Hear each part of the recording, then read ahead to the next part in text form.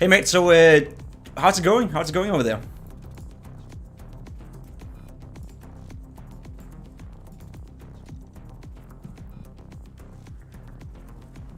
I cannot hear you right now, mate. I think, don't know if you turned on your microphone. Has a little bit of technical issues. We have those and we will have those.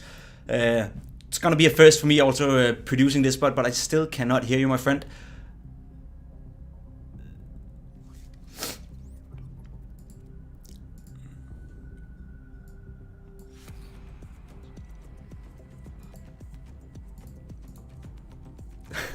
Still cannot hear you. Well, we're gonna have some of those production issues. It's all right.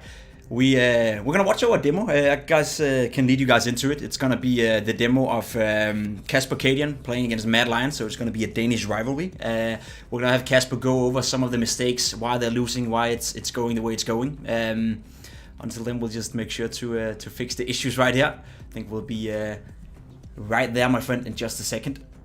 Shouldn't be a problem. Shouldn't be a big problem. I am also more than welcome, or you guys are more than welcome to shoot some questions in the chat, in the Twitch chat. Of course, we're gonna have a look at that while we're in game. We're gonna have a look as to whether or not we can get this working. I apologize for these small little technical issues. I think we'll just try to fix it quickly and then be back in just a second, my friends. Apologizes.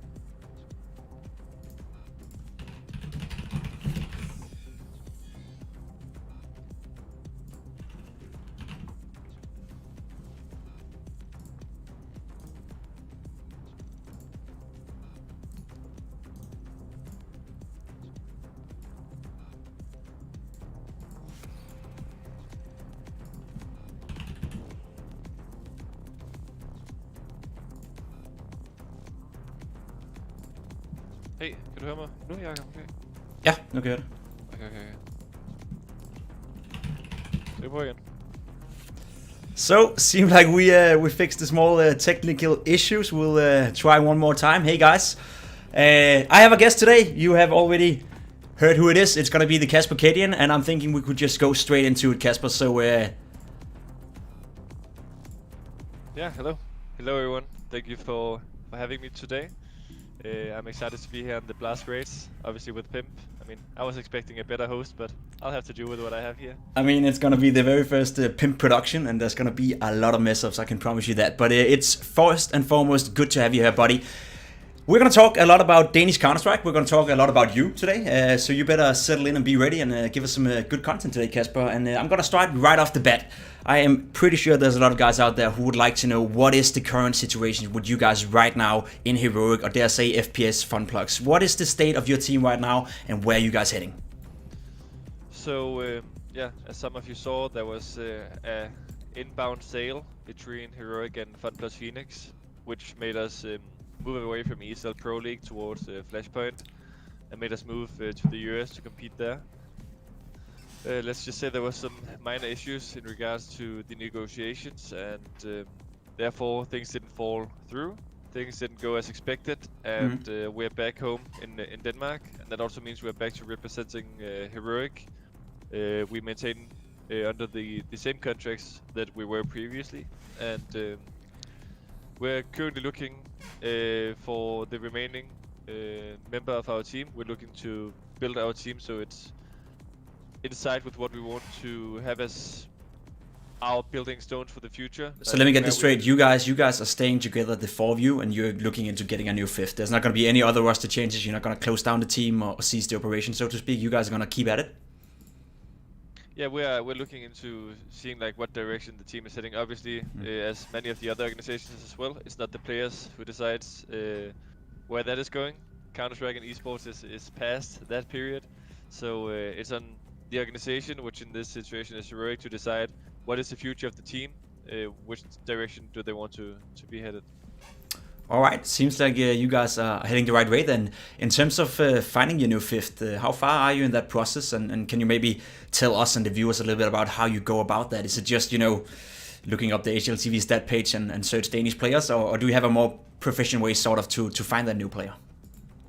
I mean, first of all, I think that you look into the other players who's competing at similar tournaments. And for our sake, we're a Danish team, so we're looking into native-speaking players, which also minimizes the amount of people who potentially could be joining. And then you obviously look at the teams around you, which is like at a similar level or a little below. Obviously, we know that Astralis is not. We can't approach Astralis and be like, "Hey, you interested?" Yes, that would be a no. But we would be looking at players from like North, Mad Lions, Copenhagen Flames, most likely. And if there's anyone who's under contract, but not currently playing, or maybe some of the overseas players as well. You have a Config Blame F, that's a Safik Stensky kind of guys. Then you look at that field, you look if anyone is interested in trading some players, you look if anyone is interested in moving away from the current team.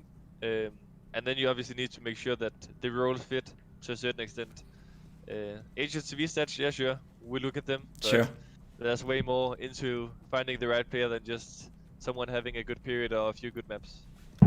All right, I mean, sounds like you guys, as said before, you guys are already looking into it. Can you maybe disclose a little bit about how close you guys are in terms of finding that new fifth player? Is it gonna be a process that's gonna take a week? Are we talking months? I assume you guys want to get back to practice, assume you guys want to get back to playing. So how far have you given yourself in terms of a timeline? I don't think it's gonna be too long, honestly. We have been looking into things. I think that all the players have shared their point of views to the organization, to the CEO. And I mean, obviously, as a Counter-Strike team, you can't just be laying down, relaxing for like a month, because things go so quick. You lose invites, you lose rankings, you lose a lot of things. So I think it's gonna happen quite quickly. I would expect it to be within a week or two. A week or two. Yeah. Okay. Let's talk a little about you. You are already mentioning it. You're looking into the Danish players right now, both the ones that are in the country but also overseas. The state of Danish Counter-Strike as it is right now, are you guys feeling it's easy to replace ESETEC, or do you guys feel that there's enough talent out there that fulfills the needs of your team, or what are you looking towards in that sense? Because the way I feel it right now is that we have a lot of talent, but a lot of that talent we have is unproven. So I guess another follow-up question to that would be, how willing are you guys to take risk on a certain new player? Like, you already have Stavn on the lineup, he's very young, obviously a great talent, but how much risk are you guys willing to take? Is it more about the experience, or do you want the new talent out there? I think we're willing to take a great deal of risk, to be honest. Looking at our 2020, obviously that's just not comparable at all to our 2019. There's such a big difference in results, and therefore it's also hard to directly say what kind of route we're headed into. But in terms of what you're saying, if there's like, is there the talent in Denmark to replace a player like ESETEC? Yeah, sure there is, but also I think that in general it's pretty hard to replace a guy who's being approached by the best team in the world, because that means that he's doing something right and that he has a certain caliber of play that not many players are like worth of. So we have players who we're looking into who we think can fulfill his role, and also we're not looking for someone who's just one-to-one gonna play the same way as Patrick does. That's not what we expect. We expect someone who's already proven himself to do what he does best, to let him play his things, his style, his roles, and get him into the team, make him feel comfortable, and see kind of what kind of influence can he have on the team. Because also Patrick did a lot of good things for the team, but also new approaches and new philosophies can also help us move in a different direction. So yeah, I'm not that worried, but obviously Patrick is an insane player and one of the teammates that I had the most joy playing with, both inside and outside of the game. Yeah, because I always find that the dynamic you're talking about it yourself here, right? The dynamics of the team, you got to be willing to sacrifice, I guess. If you look at a player like yourself right now, you're obviously the AWP player of this lineup, and I think we both can agree that's where your strength lies. Like you're best when you had that big green gun in your hand. Are you or any of the other members of the team willing to sacrifice in order to accommodate a new member? Let's say that there's all of a sudden a great in-game leader out there. Would Snappy be, willing to take another role upon him if, let's say, cadiaN type of AWP players out there and ready to join your team? Would you be willing to sacrifice that role to become the secondary upper? How much are you looking into role swaps in terms of accommodating that new player? I think it's definitely possible. One thing that we need to remember as a team right now is that we're not more than 2 or 3 months away from the success we had. Like at the end of 2019, we were playing amazing, and that was with Snappy as the IGL, that was with me as the AWP player, and so on. So, I mean, I don't think we need to move away from that just because we had a few rough months necessarily. But then again, I think also that in a crisis like this, you need to make sure that you are turning every stone and you're looking into every possibility. Sure. And for me, obviously, it doesn't matter if I'm like shining or not. I want to win. I want to win so badly, but also I need to feel like I'm contributing to the team in the right way. And like you say, I don't think there's like any secrets that my strengths lie as an AWP player, and maybe that's also a role where you don't see that many AWP players go from AWPing to rifling, and if they do, most times it's not panning out very well. So yeah, I think for my role, it's pretty set. I think maybe the riflers have more versatility or flexibility in terms of like what positions do they play on the map. Are they playing an anchor position, a rotation position? Are they taking part of the map control as terrorists, or are they lurking? Those kind of things you can maybe switch up a bit more. You said you're looking into all possible options, basically. You guys looked into me? Yeah, of course, Jacob. I mean, I saw some of those highlights lately on Twitch, and I was like, okay, well, Pimp is not done yet, is he? Like, well, what's the possibilities with this guy? But we know you're an expensive kind of guy, Jacob, so we'll see if there's budget for it. I'm not cheap, let's say it that way. It's good to me to hear that you're looking into all options, obviously, and as we talked about already, the state of Danish Counter-Strike as of right now, I feel there's a lot of untapped potential out there. You also touched upon the fact that potentially you guys could be looking to other teams and potentially poach players where the contracts are running out. Basically what happened with you guys was that Asetek's contract was running out, then Astralis obviously picked him up. Could you be making the same move to some of the other teams out there? And is there any player in particular that you'd like to see join the team? If you could even get as far as a name, of a player that you think would fit well within your team, despite his contract being running out or not? I think it's for the best, for everyone's best, if I don't comment on specific players at this time. Also, like I said earlier, I need to once again underline that the decisions being made towards our Counter-Strike team is not being made by the players. Of course, they're taking into consideration what we think as a team and what direction we think we're moving, because we are also the ones who's hands-on with what's going on within the team. But it's a decision made by the coach and the organization, and we'll have to trust their gut feeling and their overview to make the right choices for us to succeed. Okay, makes sense. Another question I wanted to ask you more personally, I feel is that you, again, touched upon it a little bit. You were playing some solid Counter-Strike as a player, as with the AWP. You said it yourself, the later stages of 2019 were good for you guys. Seemingly it's dropped a bit off, and I don't want to question the fact whether you feel that you're playing well or well enough right now. More talk to me about the mental state of your game right now. How hard is it to go from a period where you're hitting basically everything and you're feeling good and you're feeling you're contributing a lot to your team, to a period as of right now where it's not working for you guys, and for you individual, I'm not saying you're playing bad, but I'm saying you're not playing as good as you did before. So how is that affecting you mentally? Well, like you touched upon, first of all, I think that my stint with Heroic has been really good for me personally. Like, I really hit my individual level early on from day one, basically. And that's also meant a great deal to me, because the performances I had in North, both as a team and as an individual, was not something that I was happy with or satisfied with by any means.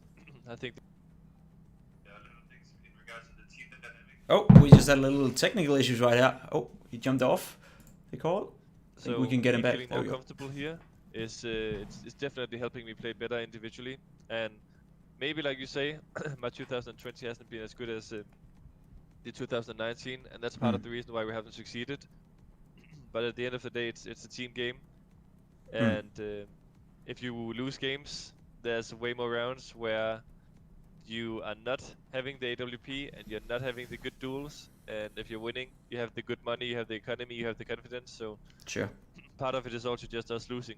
Like, it's pretty simple, I think. Sure. Looking at some of the other members on your lineup specifically, talked a little bit about Stavn already. I think he's one of the brightest talents we have in Denmark right now. I think he's doing well for the majority of the past. A guy I want to talk more about is Snappy. He's been around for quite some time as an in-game leader. Can you try to put some words on what he does well as an in-game leader and potentially also some of the aspects where he can still get better? I think Snappy is very experienced, and he is amazing in regards to his structure. His strategies are just very well thought out and very hard for the other teams to like comprehend. I think one of the things he does well as well is he has different variations of the same tactics. Okay. So he's really good at, for example, nuke. He would have like the outside smokes, and he'll have like a lot of different variations. So the team is not the other team is not really. They don't know what to do, because you could be going down secret, you could be doing it for A explosion, a ramp take, all these kind of things, and the same goes for like other maps as Inferno.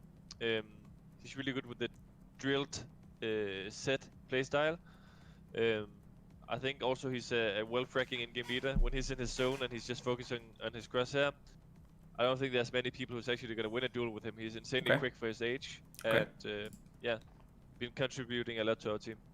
Yeah, sounds like he's the whole package, I guess. And the reason why I was asking is that I think many people consider Snappy to be one of the best in-game leaders in Denmark, and potentially had the potential to be one of the best in-game leaders in the world. But for me, it seems like he's stagnated a little bit as well.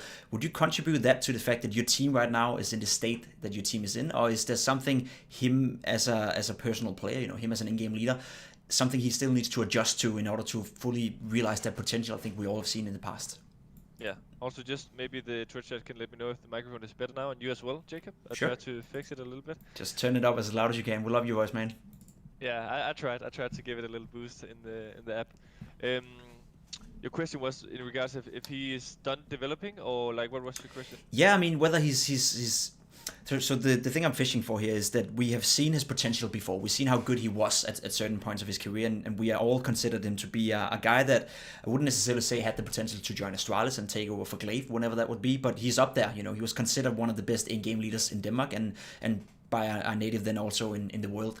It seems to me he's stagnated a little bit. Is there something right now that is holding him back, sort of? Do you think the state of your team right now is what's holding him back, or is there something he's as a personal in-game leader can still develop on? Is there some of the skills, some of the attributes he still needs to fine-tune in order to get back to that level, or at least realize the potential we know he has?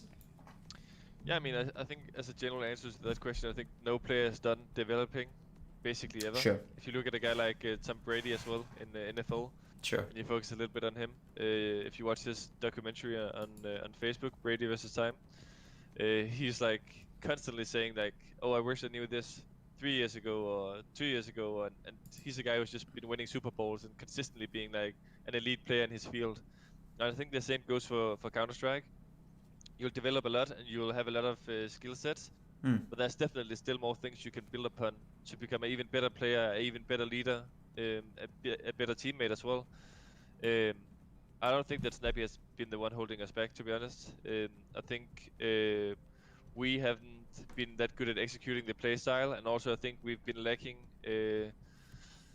can you call it X Factor? Or I think overall after our very successful period in the first 3 or 4 months, people just had a very good read on what we were doing. Like the small tweaks that we were doing earlier, we failed to do, and we maybe lost a little bit of confidence in the process, and you know, the honeymoon kind of falls apart and all those kind of things. And we have had some individuals, including me, who talked upon me being way better in 2019 and 20, that hasn't really lived up to the level of play that they were doing in 2019. And I'm not saying it's by a large margin, but maybe we dropped off 3 or 4%. And at this point, that's enough. If you had some team that's like where we have been top 15 for the last 3 months, and you have 3 or 4 players who's like dropping off 5%, and also the tactics are not being executed to the perfection that it once was, well, all of a sudden you're not a top 15 team anymore. You are top 20 or top 25, and that's just not good enough for us. So the ambitions are still intact, dare I say. You still want to get back to the very highest level, and by no means you feel that this team don't have the potential anymore. You still think you have what it takes if you find a new fifth that fits, that you can get back into the, dare I say, competition to be a top 10 team. Because I also think, realistically speaking, we're not looking at Heroic right now as a team that is knocking on the door into a top 5. More like a team that want to be part of the top 15, yeah? Yeah, for sure, yeah. I mean, top 15 has been a pretty set thing for us for a long time. So for us as a team, obviously our ambitions might be higher than what other people from the outside are looking at, but our expectations is top 10. But I think we can agree with what you said, top 5 is not something that's in the talks at the moment, not at all.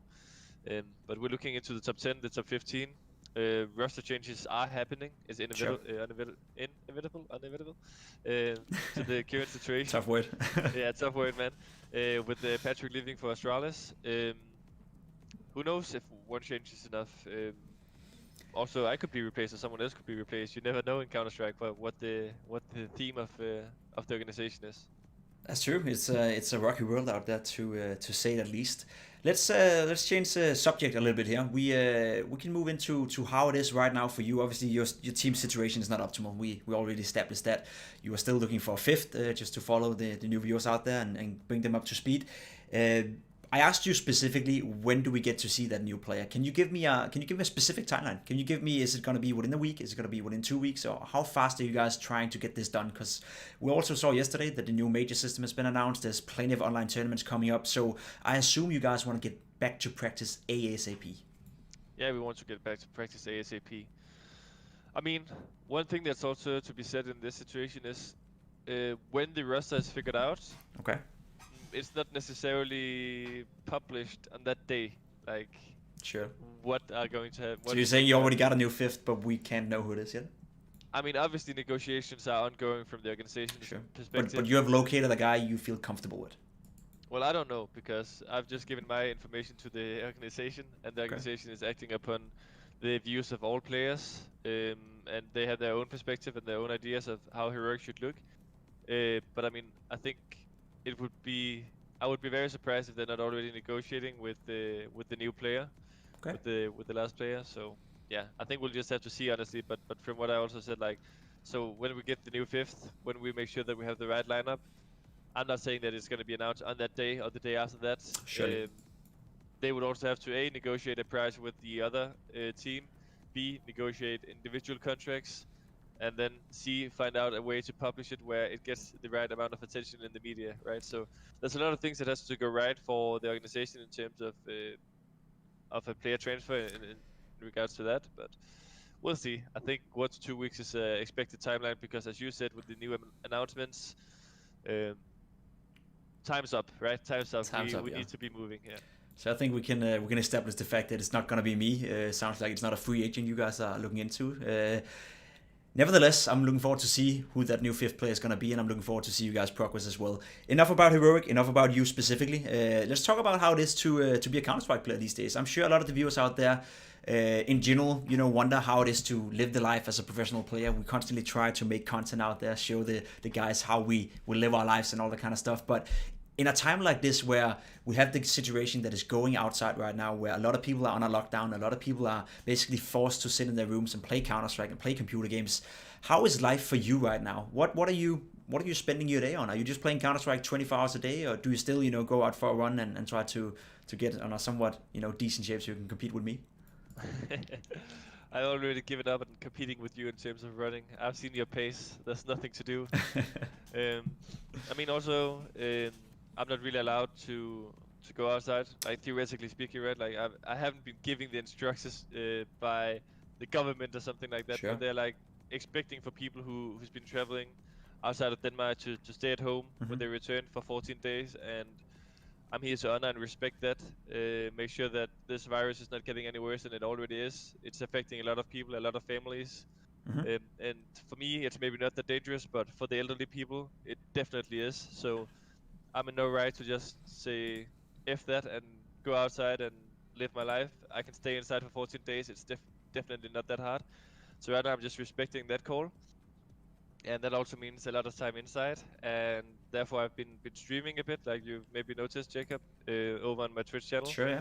And yeah, that's actually been a very fun ride. There's been an insane amount of support already, so I'm playing a lot, making sure that I'm still in shape for the Counter-Strike shape for when the team is done and set and ready.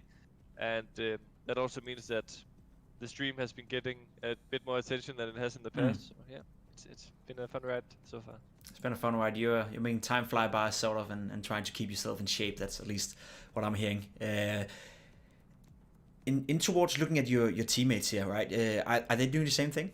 Are all of you guys on some sort of agreement where you play as much Counter-Strike you can to stay individual on top, or do you take this period as did I even say a break? You know, as a time to get apart from each other? You were just in LA, as you said. It was a tough travel over there. I could imagine there would have been some tensions, you know, within the lineup, considering everything that was going on. Is this more like a break for you guys? Are you still trying to stay on top of your game individual, so you're ready for those online tournaments that is gonna pop up relatively soon?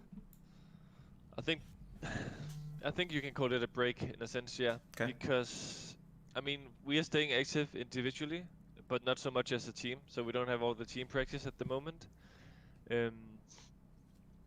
I think that, like you said, the travel and the negotiations and losing the spot in the leagues, it's taking its toll on us as a team, as individuals, and that's also why we're looking for a bit of, could you call it maybe personal space, just like, Understandable. yeah, clearing our minds a bit and making sure that we're not moving into something we don't want, or practicing while people are not in the right state of mind to do so. Mm-hmm. So yeah, we've been taking a few days off while we're waiting for the current situation to develop. I mean, like we talked about, we need a fifth, so we couldn't even team practice anyways if we wanted to. Like, there's not a lot of reasons to practice with Patrick right now, because he would be leaving in 3 months. So yeah, I'm not entirely sure what the deal is in terms of the situation and him, but we are currently still just waiting for the fifth, and that also means, like you said, a bit of personal space and a bit of individual practice, which is maybe also what we needed, right? You were kind of saying that some of our individuals haven't been playing up to pair, so yeah, we'll see. Try to just quickly enlighten us a little bit of the Ezetec situation right here. Obviously, we heard publicly saying that Astralis signed him from the 1st of July, or the 1st of June, if I'm not mistaken. Is he allowed to practice with Astralis right now, or are you still keeping your hands on him until that contract starts? I mean, it's definitely still something that the organization is handling. So again, I'm speaking from my mind and not from the organization, but from what I know and from what I expect, he's still under contract with Heroic. So as long as he's under an Heroic contract, he's obviously not allowed to practice or play officials with any other team. So I think that's the current situation. Knowing Patrick, as I do quite well, we were always rooming at events and we're entirely close, playing a lot of bump sides together and just having a very close friendship. I know that he's working his ass off right now to be ready for the day that this thing is over, whether that's his benching or him finally starting as a Astralis player. He's out there, he's playing, and he's giving it his all because he knows that this chance is not something that you get a lot of in your lifetime. So yeah, don't expect him to fall off or lean back and relax and enjoy a break. He's grinding, that's for sure. And that's also, I think, what I sense and the community sense out there, that you guys still have the uttermost respect for Patrick, right? He was a great teammate, according to all of you guys. I even saw you saying that you understand why he did as he did. Obviously, it's never fun to lose a teammate like that, but would you agree with the sentiment that you have basically nothing bad to say about Ezetec, and how would you rate his chances of succeeding in Astralis as well? Is he going to be successful in that lineup? Do you believe he has what it takes to let's be honest, go from a top 15 contender to what is supposed to be the best team in the world? I think so. He definitely proved his worth in a lot of our bigger tournaments, Epicenter and the Pro League finals in Odense and so on. Like we did good at the Epicenter, not so good at Odense, but he strived as an individual in some of those big tournaments and in the games against good teams. So also you have to sometimes consider that you can't just plug a player from a top 15 team and to the best team in the world and expect him to. You think something now, but I'm gonna take it to a different level. You expect him to play as he did against the 15 teams because all of a sudden he has even better teammates, right? Who will throw better flashbangs for him, who's gonna communicate more clearly, where maybe the structure is even better. So all of a sudden he's not playing next to Device as an AWP. Oh, sorry, next to cadiaN as an AWP. He's playing next to Device. You prefer that. He's not gonna miss that shot, right? Then all of a sudden you're not playing next to Snappy as your IGL. You're playing against next to Glaive, who will probably also make better decisions. And all of a sudden you don't have down to clutch. You have Zipex, right, or so on. So he's gonna be in a spot where he has better teammates. So Sure. I'm not expecting him to play bad by any means. The only thing that could get to him is the nerfs. I don't expect it to, but that's how I see that he wouldn't succeed, is if he doesn't feel comfortable within the team, or if he gets a lot of nerfs. Because I mean, this whole 6-man roster thing, it's still new and it's still different. And how much time are you being given when you start playing on that team? Because that's also the thing with joining the best team. If you did this on a top 10 team, top 15 team, what are their normal results, right? They win some games, they lose some games, but this is Astralis. You're expected to win basically every game. It's a very, very noble thing of you to say that you obviously acknowledge the fact that he's going to have better teammates around him now. And I quite agree with you that I think, you know, sometimes a player's level can get elevated by the fact that he's surrounding himself with even better players. Some of the things that Patrick said as well was that now he's going to practice with Astralis. So whether he's going to play a lot or not, he's still going to learn a lot. If I were to ask you, and you were to be completely honest with me right now, Kasper, if you were the one getting the offer from Astralis, would you consider taking that offer? I definitely would. I would have my concerns for sure, but also my point of view is that if this was an offer from any other team than Astralis, I wouldn't take it. Sure. I just wouldn't. And that'd be the same for Patrick probably, right? I think so for sure, yeah. From what I've been talking to him, it's the same for him. And why so? Is it only because they're the best team in the world? No, not only because they're the best team in the world, but also because they have a structure within their organization where you feel like they know what they're doing, right? Sure. They're not just like, oh, maybe adding a 6th player could be a good idea. Oh yeah, let's do that. Let's get this guy. They've been thinking about this for a long time and how to make this work and how to make everyone feel as both comfortable and uncomfortable that the competition is still thriving, right? You want it to be as a buffer for the players to not reach the maximum amount of stress level. Sure. But you also want it to be that they're pushing each other to their limits and making sure that everyone is still doing their very best to compete. So I think the structure that Astralis has, the people that's working within the organization is super talented. And that's also a big reason for why that offer and why that possibility is so good. So yeah, I would definitely have said yes as well, for sure. Yeah, I think you know, you're being straight up with us, you're being honest about it, and I think that's the sentiment I get from most of the Danish players out there, that if it were them who would have that offer, people would probably say yes, right? If you look towards the North Camp as well, that team is not running as smooth as you'd like to right now. Let's say that it would have been AC who had gotten that offer. He was invited back into the fold with Astralis. I think a lot of players out there would highly consider it because of the same reason that you just gave me, right? The structure within Astralis, you feel like it's an environment where you can produce and you can be the best at what you do, right? And I think that's something a lot of the teams out there, you guys as well, Heroic as an organization, and we see Na'Vi trying to make that transition as well. They're doing their absolute best in order to, I wouldn't necessarily say copy the Astralis setup, but at least find the good spots, you know, and find the good things that Astralis are doing in order to facilitate the players and facilitate great performances. So I like the fact that you're saying yes. I think a lot of players would have been sugarcoating and saying, nah, I probably would have stayed with my team. But let's be honest, you know, Astralis is the top dog. Not only in international Counter-Strike being the best team in the world for such a long time, but you can probably also attest to this when you say Astralis and you're living in Denmark, like both of us do. Astralis is just basically the only thing that matters in Denmark, right? There's nothing, there's never people talking about North. There's not a lot of people talking about Heroic. You guys will always be the second tier teams, and there's only one team to play for, and that'll be Astralis. So I guess it's also a personal pride thing where you want to go into that team and you want to feel that you've been part of what essentially is the best organization in Counter-Strike in the world. Yeah, exactly. I mean, there's not much more to say. You kind of touched upon the things I was saying, and I completely agree. So yeah. Alrighty. Let's leave it at that. Let's change it a little bit before we head into the game. As I said in the rather disturbing introduction, we're gonna watch a demo. You are playing against Mad Lions at the Ice Channels 2020 tournament. Don't know if you remember that game. I'm sure you do. Most of us players, we do remember when we lose, and when we win, we're just happy.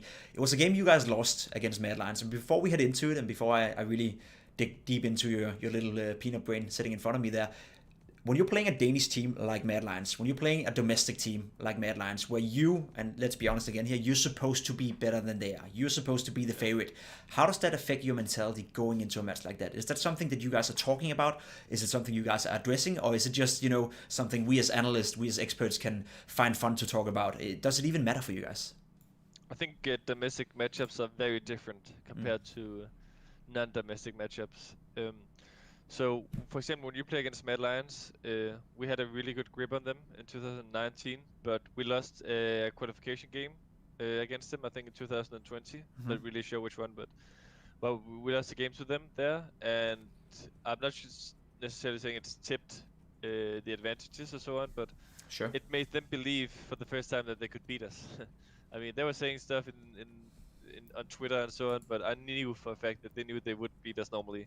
Sure. So when they beat us for the first time online, that kind of gave them their chances of hopes, and that's also why when we placed them at the Ice Challenge, it would be an even matchup, and they were on an upwards trajectory, and we were on a downwards. So we ended up losing that game, and I think Ice Challenge was a big eye opener in terms of like we knew that whatever we had going was not good enough. Like we needed to look at things differently. And in terms of just touching upon one thing with the domestic matchups, we know, for example, that Mad Lions has a coach, Peacemaker, who's doing a lot of preparation. I can attest to that, yeah. Very hard for their opponents, and he has a set game plan and so on. Patrick said to me in the room, we didn't address it publicly within the team, that he thought I should maybe be in-game leading against Mad Lions specifically, because they were preparing so hard, and I have a very loose play style, and Snappy has a structured one, and they would have nothing to review upon how we would play when I was IGLing. So that was an idea that we talked about, and after the game, we said that it would probably have been a really good idea, because you can feel the preparation that they have going into a game. Okay. We didn't do it, and that's how it is. I'm not saying we would have won if we did, but when that's one part of the domestic matchup as well, right? We know their coaches, their players, the way they prepare for games. So sometimes you can abuse that. Yeah, I think it's a very interesting point you bring up. The fact that you and Snappy had a conversation whether or not you should be in-game leading a game just against a specific opponent. Is that something you've ever done before in your career, or what? That's just improvisation, trying to accommodate the fact that you were playing this domestic lineup? I mean, that was just like Patrick's idea. Okay. We actually ended up after the tournament having me being the IGL. Okay. And I've actually been there to this day. So okay. I guess some new information for people out there. So you're currently in-game leading what is Heroic? Yeah, I am. I'm currently in-game leading. Okay, how's that? Let's pick on that. That's news to a lot of us out here, right? We didn't know that, so I guess we can put on a yellow breaking news going on right here. cadiaN in-game leading Heroic. You talked about the fact that Snappy has a very, dare I say, strict way of playing Counter-Strike. He's very structured in a sense. You said you're more loose to it. Does that style fit you guys better, and does Snappy agree with that sentiment? Or again, what is the thought process behind you now being the in-game leader, and is that something that's going to pan on after you find the new fifth as well? I think that we were at a time where we just needed something new, something fresh, and we felt like the teams we were playing knew basically our every move. So we wanted to have a more loose and fresh playstyle where also there would be more individual decision making within the rounds, more mid-round calling, more if S attack felt something he could say that and we could act, or Stown could, or Borup could, or whatever. So yeah, we tried that, and also I think that it's me and Snappy's two playstyles are like clashing in a way, and in the perfect world you bring the best of both of them. Sure. And I think that's also what we did in the beginning of 2000 or at the end of 2019. And then we kind of leaned towards just having only Snappy do it, and then we leaned towards only having me do it now. And none of it has been really amazing compared to the combination we had earlier in the days, but that's how it is. Okay.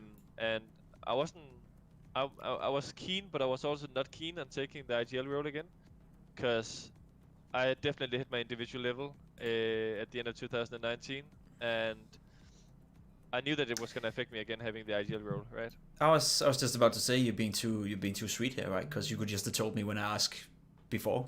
I said it yourself, right? I'm looking at your stats, I'm looking at your games, and I'm seeing a tendency in you not playing as well as you did before. Just want to make it very firm and say it's not that you're playing bad, it's just that you're not up to the same level. Of course, you being the in-game leader will have an effect on that. Is that something that bothers you, or are you okay to make that sacrifice if you believe that's best for the team? And I guess the easy answer here is yes, of course you're ready to do it, but how much does that, play into your mentality in terms of individual practice, in terms of where your career is heading? Are you going to be an in-game leader in 3 years from now on, or is it just something you do in order to facilitate this team to perform? What is the long-term perspective here, Kasper? So for me, I mean, the answer is quite simple to that. Would I rather have good stats and lose, or would I rather have bad stats and win? I would rather have bad stats and win any day of the week. Like Surely. the feeling you have when you lose, I don't care if I had 30 kills. I would rather have 16 kills and win and yell at the last round when we finally reach 16. So if it's for what's best for the team, I'll take the role, even though it's gonna sacrifice some of my individual level. But also, I'm not sure that it's maybe hit that part of our game yet. But I want to make sure that me in game leading is not gonna be. This is gonna sound like some kind of hypothetical Wonderland thing, but it's not gonna affect me playing, because obviously it's gonna take some percentages. But I want to lower the amount of percentages that it takes from my play. So you're looking into optimizing it, right? To make sure that you perform at your absolute best despite the circumstances. Exactly, but also if you look at like when I was playing in Rogue, for example, I was perfectly capable of handling both roles. You saw that at the Face It Major as well. And I want to make sure that I reach that very same state of this team, where I can still play very good and still IGL. Okay, so to answer my question more specifically here, do you think that you're going to be an in-game leader in 2 years from now?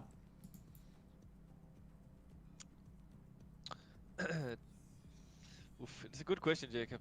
It's a really good question. I think I have leadership tendencies, which you and me also talked about on the TV2 podcast yesterday. Yeah, I can fill the viewers in on that one. We did a podcast yesterday for Danish national television, and we talked about the perspectives of you and I being coaches someday in the future. And I think both of us have qualities that would make us great in certain aspects and certain areas of coaching, and great or both of us have some dare say tendencies we still need to work on. Maturity, I believe, is a big thing of being a coach these days, and I think it's a big thing of being an in-game leader as well.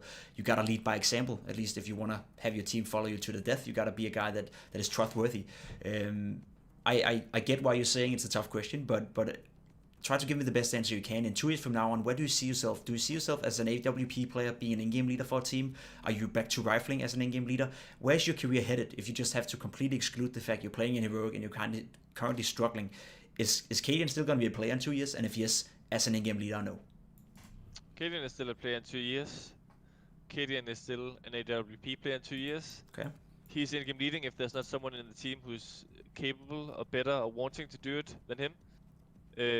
But it's not a role that he needs to have. But don't you think it's important, if you want to be an in-game leader, that you fully commit to it? One of the problems I have with a lot of the current in-game leaders within the top scene is that, let's look at the Face Fun example. We have Nico, who is currently in-game leading, and he's doing it because nobody else can or wants to, right? I don't think that's the right way to go about it. I think if you're dedicating yourself to that craft of in-game leading, you got to do it 100%. I'm sure that's something you thought about. Don't you think it's important as an in-game leader to dedicate yourself 100% and not just 95 or 93? For sure, and make no mistake that when I am in-game leading and when I'm also not in-game leading, I am giving it my 100%, and I am looking out for the team in regards to us playing the best possible Counter-Strike. Sure. And I will always be proactive in mid-rounds and so on. I mean, calling out of freeze time is one thing, which most players can do. You know that as well, Jacob. But sure. When things get heated and you all of a sudden you have one smoke and 2 flashes left and you need to go somewhere and it's a 3v3 and you lost map control, that's when I think the strong players really take initiatives, and that's where I thrive as well. So I think IGLing or not, I'll always be proactive on the team speak. I'll always be making decisions for us as a team. It was also this way in Heroic before I was IGLing. I will be IGLing as long as I want to, as long as I'm capable of. But let's say I am on a team with Glaive or with someone who I think is better at the job than me. I will be able to support the team in different ways. I'll be able to be his right hand, and I'll be able to, that if he runs out of ideas or if he needs input, I can give it to him. Then I'm not going to be like, oh, if Astralis asks me, well, you can join, but you're not going to be in-game leading.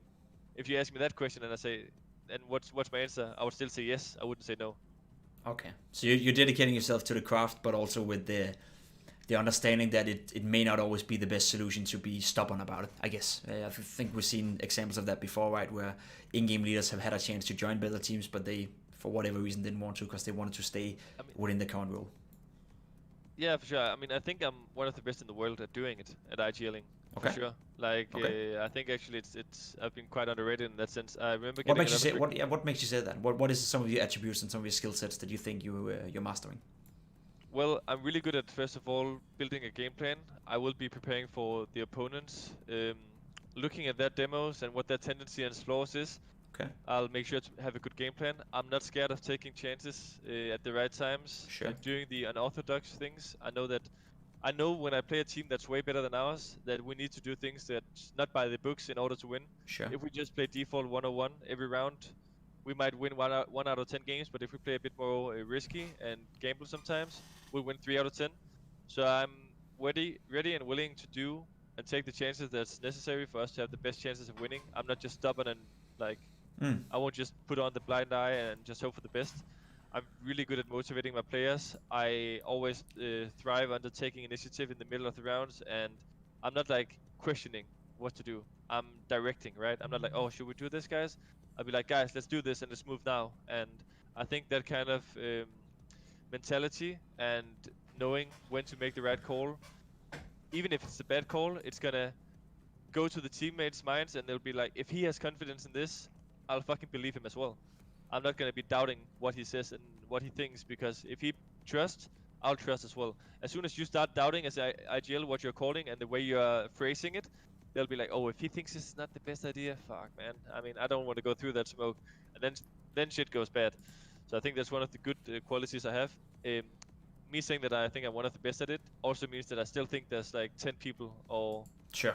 more, which is better than me. So I'm not saying I'm a top 5 IGL or anything like that, but if you also look at my time in Rogue, I made a team that was like top 100 when I joined, top 23, Yeah. with pretty much the same player material. We kept 3 out of 5 players. We added Sig and Ricky, obviously, but Sure. qualified for the major, took Astralis and other teams to the very last rounds.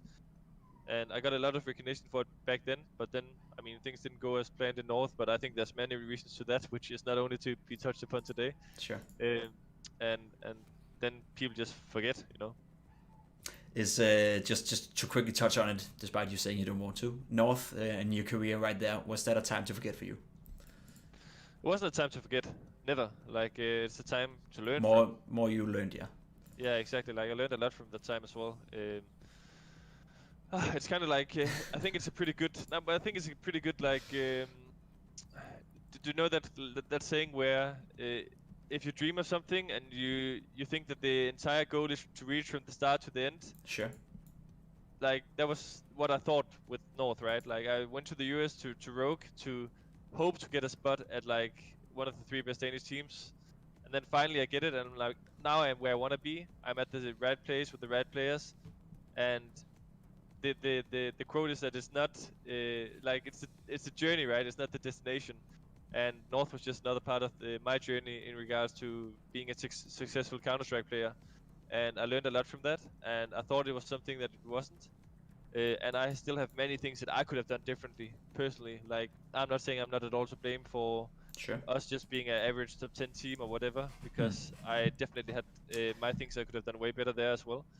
But also I think there was many other problems that the outside world doesn't know of, and which was not in my hands. And I think that's a very valuable lesson for the viewers we have out there, that exactly as you're saying, it's more about the journey. It's more about, it's more about learning from wherever you go. I myself have tried it. You've tried it plenty of times to be in and out of teams. Basically, your entire career has been, you jumping from team to team, not always with your goodwill. But would you agree with the sentiment that you're happy where you are right now? Like you're still on your way, on your journey to wherever you want to be? Or is it like, was the whole North stint for you and the fact that you had to go back to a road, was that a step down? Because the way I see it right now, you seem to be, as I said before, you're playing well. You are sitting here right now on a live show saying that you are one of the most underrated in-game leaders. To me, it sounds like you still have confidence in your own abilities. And to me, it sounds like you're finally figuring out, over time, and it's not it's not a critique of you, but more like you're figuring out over time, where is it I fit in and how can I maximize my potential? And if that's as an in-game leader, then I'm going to do this, that, and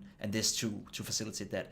Would you agree with the sentiment that you are a better place now than you were a year ago in North? I think when I was benched in North, if I would have joined Heroic directly, it would have been a step down.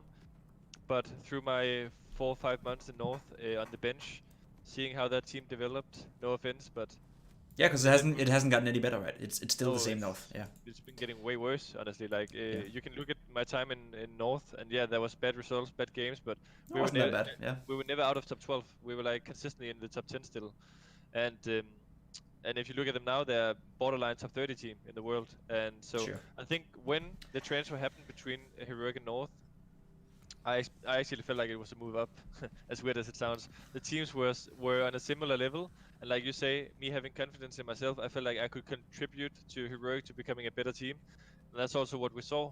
We instantly were faring very well at the international tournaments. We met North 2 times now in my Heroic career, maybe 3, but we definitely won all of the times. We won in Leipzig, we won I think 2 times online as well. I don't even think we lost a map to them yet, so I mean, I was very happy to join Heroic. I saw the potential of like some of the young players there, the motivation, the hunger, and I found myself in a good home there. I did for sure.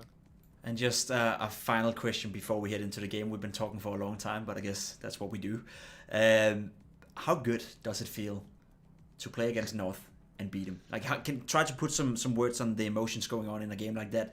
Does it motivate you extra? Because I remember I had a stint when I was playing for Team Dignitas. I don't know if you remember. I played for Dignitas. Me and MSL were good friends back then. We got out on a bad foot with each other, and I had to leave the team or get kicked from the team. Then I joined SK Gaming, and I remember for myself at least, every time I played Dignitas, I would sit 3 hours prior to that match and just grind out deathmatch to be at my absolute best to make sure I could give it back to them. Do you sense some of that same motivation? Is it an extra gear you get when you're playing some of your former teammates like that? Yeah, for sure. Like, you really want to beat them. Of course, they're still friends. You're still friends with some of the players from your previous teams, that's for sure.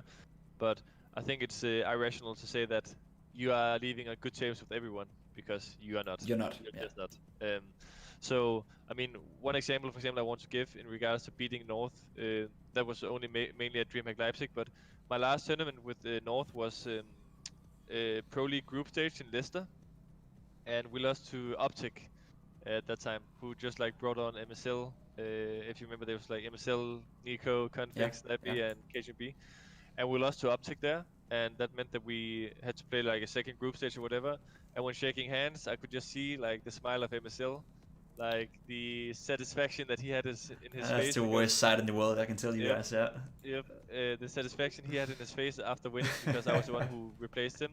He felt so good. He felt so good, man. And I just knew at that time that phase needed to motivate me for the next many months. So when I had my chance and I played against them at the DreamHack Leipzig, and we were down 1 map and we came back on the second one, winning in overtime, crushing them on the third map, boy, I knew that he was going to get a smile back at his face when shaking hands, that's for sure. I low-key love it, man. And let that be a thing for the viewers out there. Find someone you not necessarily hate, but find something you find motivation in. Look at it every day and think back of it. And exactly. And let me just say, like, I respect him a lot. I think he's sure, we both do. Very good in-game leader. But I mean, there will always be rivalries, and when you kind of clash in a way where you look at each other and both of you want to perform better, it's only good. It's helping the competition. But I just want to say that I respect him, both as a person, as a player. I think he's super good. I think he was the best signing North could make when they did it, like like a half a year ago, whenever it was. I definitely agree, and again, to give the perspective for the viewers out there, both you and I have played with MSL for many years, I would say, and he's a guy that you get motivated by him, right? We motivate each other, sort of. He's a smirk guy. He likes to be a little bit fast, sort of, if you can say it like that, just like you do. He has confidence in himself, so it's good to find players like that where you hold yourself up against someone and then you find that motivation in it. So as you said, by no means any disrespect to MSL, but beating him, there's no better feeling I could imagine. Yeah. Would you say also that he's the kind of guy that you love being on a team with, but you kind of hate him when you're not on a team with him? I absolutely hate MSL right now, yeah. When I was on a team with... No, just kidding, right? But you're right. When I was on a team with him, he was... He was one of my best friends, you know, with both within and without the game. He's a nice guy, no doubt. But when you're not around him every day, he's the kind of guy you look at and you can sort of understand why some of the community turns at him sometimes and think he's dare I say some rather controversial stuff on Twitter and stuff. But if you know him, if you get to know the guy, you know where it comes from. And I think that's the type of person MSL is. And there's a lot of players out there that if you only knew them better, it'd be easier to probably accept them for who they are. That being said, though, Kasper, it's about time that we move into game. So I hope this will work out. I'm, again, not a production guy, but we'll see. You should be able to see my screen right now. So if I'm going to do this and go in-game, can you see the game right now? Yes, I can. You can see the game right now. So we're looking at you. We're looking at your rather awful avatar. Yeah, I don't know what you're doing here, but that's fine. So as I said before, this game is Heroic against Mad Lions. We're not going to spoil it too much. I think we already did a little bit, but let's just watch out the game and we're going to talk through it. We're basically going to watch it round by round. We're going to watch the entire demo because I can't do anything to go back and forth. We have some technical issues with that. But talk to me first about the knife round on Mirage. Tell me exactly how little that matters. It matters a bit, but honestly it's one of the maps where it probably doesn't matter that much. Some teams has preference in terms of playing the CT side, another has preference in terms of playing the T side of this map. I think it's kind of similar to Dust 2, you don't really care. Where maps is Nuke, Train, Inferno, you definitely have more to say. Maybe Inferno not so much anymore because the T side is really good. Sure. Me knifing my teammate here or what? Whatever. And actually a fun story, just last comment about MSL. So that DreamHack Live's game, third map, they won the knife round North, and he accidentally said stay in the chat. Oh. And they won the T side, and the admin was like, well, that's too bad. And then there was a bit of discussions in the in-game chat, and we had a kind of laugh of it, and then we made like a 13-2 CT half. So I think they were kind of sad with not getting the swap in that situation. I could see that. You guys are clearly not winning this knife round. Do you remember this game? I guess you remember this game. Yeah, I remember. I remember we had a really good T half. I remember, even though it was not me yelling, both me and I think it was S-Attack took a lot of initiative on the T side. In terms of calling, I think we played a bit of an unorthodox style. It brought us a good start, but we kind of struggled in the end. CT, I remember 1 or 2 clear rounds where we definitely screwed up as a team. Okay. So yeah, let's just wait upon that, because I remember this is a game we should have won. Like I don't think there was any doubt actually. Okay. No doubt actually. First map at least. You're starting on the T side.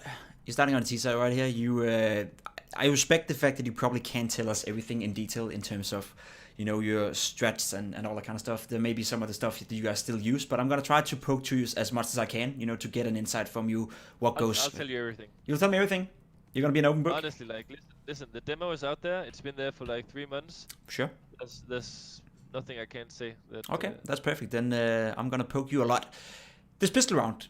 First and foremost, the thing I'm looking at right now is the fact that S-Attack has bought grenades. The rest of you guys are on armor. To me, it looks like an explosive play of some kind. What is going to happen in this pistol round? Do you remember?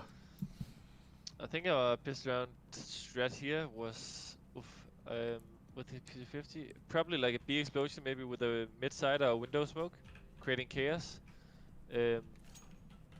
I think one of the things is when you play against a team, maybe you can elaborate on this as well, Jacob.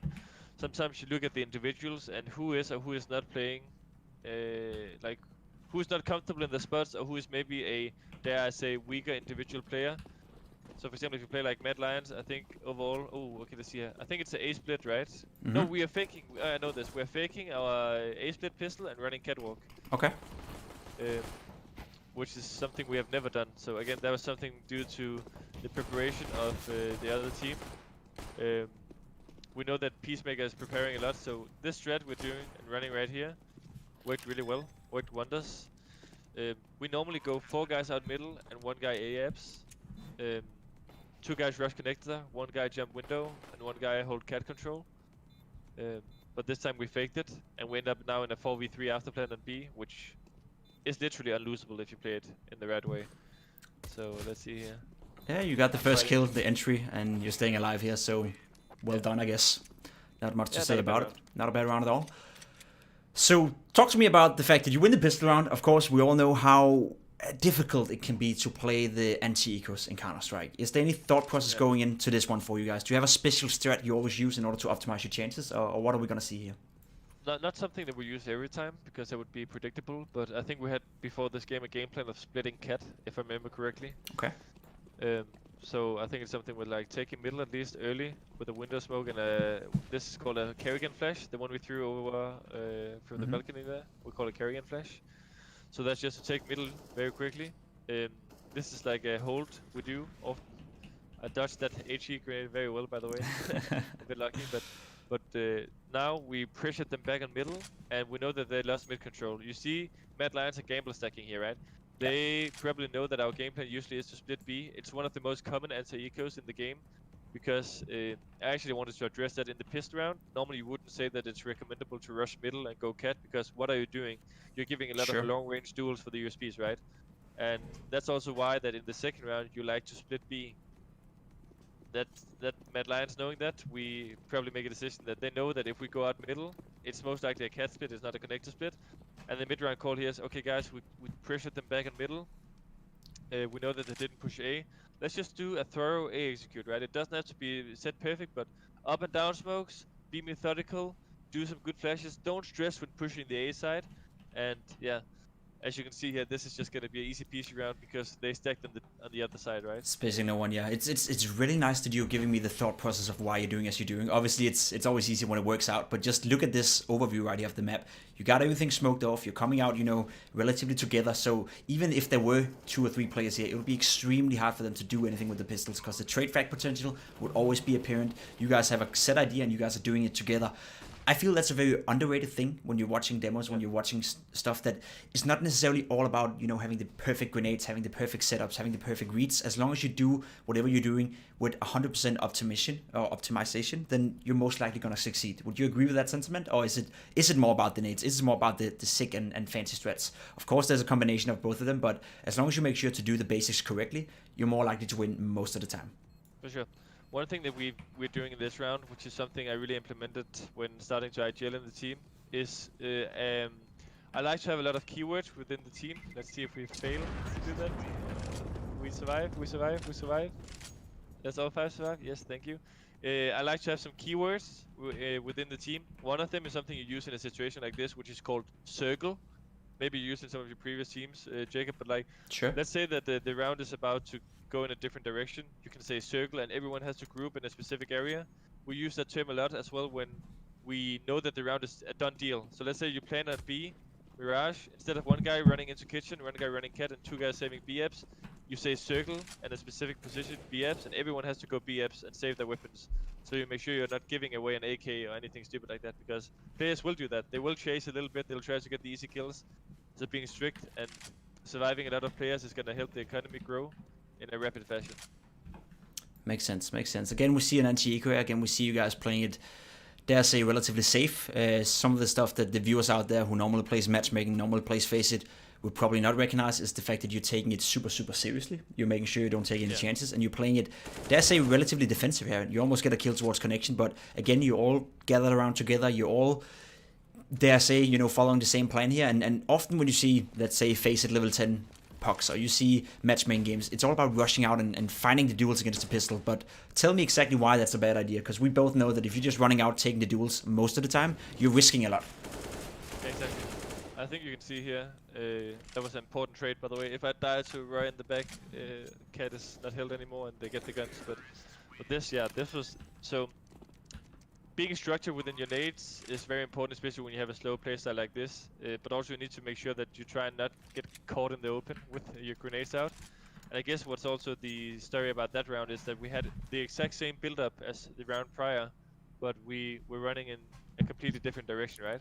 Mm-hmm. So that's one of the things that my playstyle really wants to have, is sending some of the same signals, but running in different paths. So again, we took mid control, and let's see here what's gonna happen. Yeah, we can pause the demo. You can set it up for us, because we see the minimap right here. You and Snappy going towards middle. We have Patrick going towards B-apps, and we got Burb and Stown being T-spawn. Is this your default? Yeah, this looks like a very default round. There's 2 ways that this round could pan out. Since I was the first guy, I might do a fast peek. Yeah. This is actually... That's a nice peak. This is a missile peak. Okay. This, like, we called it optic default, but in my previous in North, we called it North default, so that is his go-to. Okay. One thing to notice is, I don't know, is there any chance you can replay the first opening? Unfortunately not, unfortunately not. Okay, but what's key with that opening is that you throw a top mid smoke that's covering you from catwalk. You know the normal top mid smoke, there's a gap between for the catwalk player. You don't do that on this one, so you can solely focus on connector, but you're more exposed to the window area with that smoke. But if you know that, you can use that to your advantage. So okay, we get a mid kill, we instantly move towards the B side. Our theory here is if we lose middle, if they lose middle, they'll have to like at least play 2 guys in A, and that leaves Hunden and 1 guy in B. Worst case scenario, right? This Worst case, case, best case scenario is Hunden was alone, and us going 4 or 5 guys against Hunden is pretty preferred. So easy round again. What's key here again is we take the mid control. That's the actually fourth round. 4 out of 4 rounds we've been using middle. And after using middle, we have an instant reaction to contact B, right? It's not hesitant. We're not spending any stupid time in middle doing anything we are not supposed to. And yeah, honestly, just a really good round. So yeah, the start is near perfect, which is also why that I think if you look at this game, I'm not saying that if you're 4 up in Mirage, you should win every game. But we have like 10,000 in our banks. So it's a pretty good start here. Yeah. 4-0 right now. You know that you're going up against Dubai again. Of course, it's going to be tough to ask you the same question every single round. What is your thought process of it? But you have a good spawn here towards A. How much do you use your spawns when you're playing Counter-Strike? Because I assume as an AWP player, you use it a lot, right? Because if you have a spawn towards A, you want to go for that A peak. If you have a spawn towards B apps where you can go fast, or middle for that matter, I assume most of the time you're going to use it. At this time, were you in-game leading, or was it Snappy? Snappy. So how much freedom do you have to call those plays? If he has a plan and you have a good spawn, who takes shots of that? I mean, I remember this game we took a lot of initiative from Snappy, and that can be both good and bad. But we're leading 4-0 here, and we've been using mid a lot, so I said, let me just take a peek and slope, see if I find something, and let's just do a slow default. I can come back to middle. So, unfortunately, with the Molotov, exploding and not much to do. But again, they're using a lot of utility, right? They use AG grenade, smoke, molly on what? They gain 0 control. So we're just playing a slow round, and as you can see on the minimap in the top left, we actually still gained top mid control, so this is not entirely bad. I'm searching a bit with the orb. Oh no, I remember this round. This is not good. This is not good, man. I'm watching Ticket for how long? Look at the time, right? I've been looking at this position for like 20 seconds already. Uh-huh. And then I come up here, and then I'm like, okay, I don't see this guy. Maybe I should just go back and pin Ticket, right? Or what is it? I remember something going bad. Well, you gave up your position right there. You're falling back, and there he's back Ticket, Unfortunate. Unfortunate. Not good. I'll just quickly do another bind so we can skip back and forth in this demo a little bit faster so we don't have to wait that much. I'm not good with all these commands, I'm sure you know it as well. It can be tricky. It's a pain in the ass. It is a pain in the ass. We don't want to see you die too much though, but should be able to ideally fast forward. speaking, right? Ideally speaking, yeah. We do know you die a lot, but ideally speaking, would like not to. Ideally speaking, for me there, in that situation, in a better world, I'm just still pinning Ticket, and I let my rifles work and peek the guy who is either hotspot or balcony, or hotspot or under balcony. We could see that from his flashbang trajectory. So in an ideal work, I don't search him, I make my teammates do, so that was a mistake by me. Again, you have a good spawn for middle here. Do you remember if it was you calling that I want to go for a mid peak, or is it... Yeah, I think both me and Snappy looks, and we know that there's a lot of success from taking this peak, so I just throw a flash, run through the top mid smoke, I think, or what? Maybe not. This is a... oh yeah, so that's probably the game plan here. Instead of me having the good spawn and actually utilizing it, we have the game plan here of executing B to abuse Hunden a bit. That's definitely the game plan from our side. And Mad Lions knows this, right? We're being hard owned right now. Let's follow that. 3 guys B, 2 guys connector. Yeah. So we can see the setup right here. There's 3 guys towards the B bomb side. You're getting basically pinched in towards that, right? You can't go down, Molotovs all over the place. And when it takes so long to get into the bomb side, as it is for you guys right here, you lose control over the map. Yep, exactly. And now people are pushing through the smokes under us. And I'm up here with the orb. Tagging a guy, not hitting him completely, and yeah, I attacked him, so I'm just chasing him with the deagle, and he hits a good off angle here. Like, there's not much for me to do. Not at all. I like the fact you remember this game pretty well. I mean, I was expecting. Actually, yeah. I was just expecting you coming into a game like this. You play, I don't know how many practice games a day. You play a lot of official games. There was a lot of tournaments going on in the beginning of the year and also late 19. But you seem to be pretty well knowing what's going on in this game.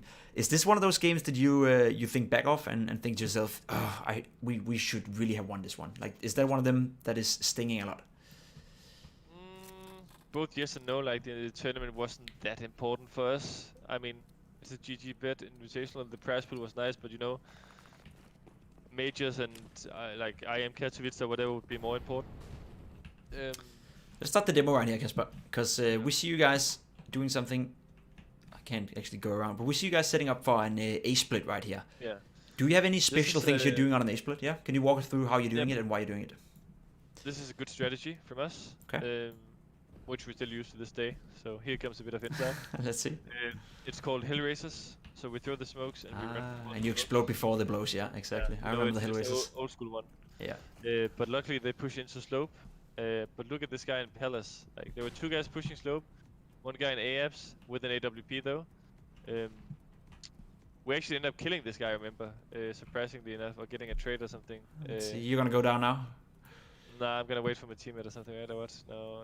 Okay. Timing doesn't work out, yeah. Yeah, Patrick gets him there. So we go 4 for, or we go 3 for 2. And here, there was a call to just rush out AFs. I remember that on TeamSpeak, but I said no, let's not. And I think that was a good decision, because you can see one guy would already been rotating ticket. And the thing is, that's a very hard balance between reacting upon a kill and just freezing and making a new decision, right? So sure. Actually, they have a good read on us here, and they end up stacking A. I remember winning this round, so you can spectate me throw out all of it. It was a hectic clutch with Hunt on the balcony. Okay. But yeah, this guy comes ticket once again. I think I'm quite unlucky. With now he peaks up, and we are using a bit too much utility for my taste in terms of. Now we know one guy's ticket, right, and he's baiting hard. And look, no one is steering Hunt because we expect them to play one on A, one on B. So Hunt gets one. I get this guy one-on-one. I hear him on the ladder now. This is a difficult situation with Orb, right? I need to go straight up and straight down, but a pretty good shot. That's a nice shot. Let's be honest. That was a great shot and a very important kill as well. Because you look at the scoreline right now, 4-2 at that point. If you were to lose that round, you would have had no money at all. You would have been on an eco. Now you won it, but you're still struggling with the money department. So that's what we in professional terms call a key round, I guess. So super well played by you. Let's quickly touch upon Hunton, right? Because he was the in-game leader for Mad Lions. We're going to talk about him a little bit after this game as well. Was there something he did specifically well when you were playing against him? Did you feel that now you're playing against a team of Hunton? Or was it just, you know, like any other team out there? Like him specifically or his team? His teams.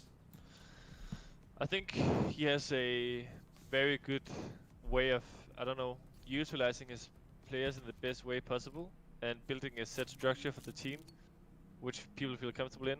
I mean, this guy has built many teams from scratch. And the thing is, one thing that I'm always debating in my head is it his reward that, is he finding these players like Shoes and Bobsky and so on, or like are they just out there being this good, you know? Because sure. I mean, some of the players he's played with, if you look at it, he's played with some of the best Danish players that's not on Astralis.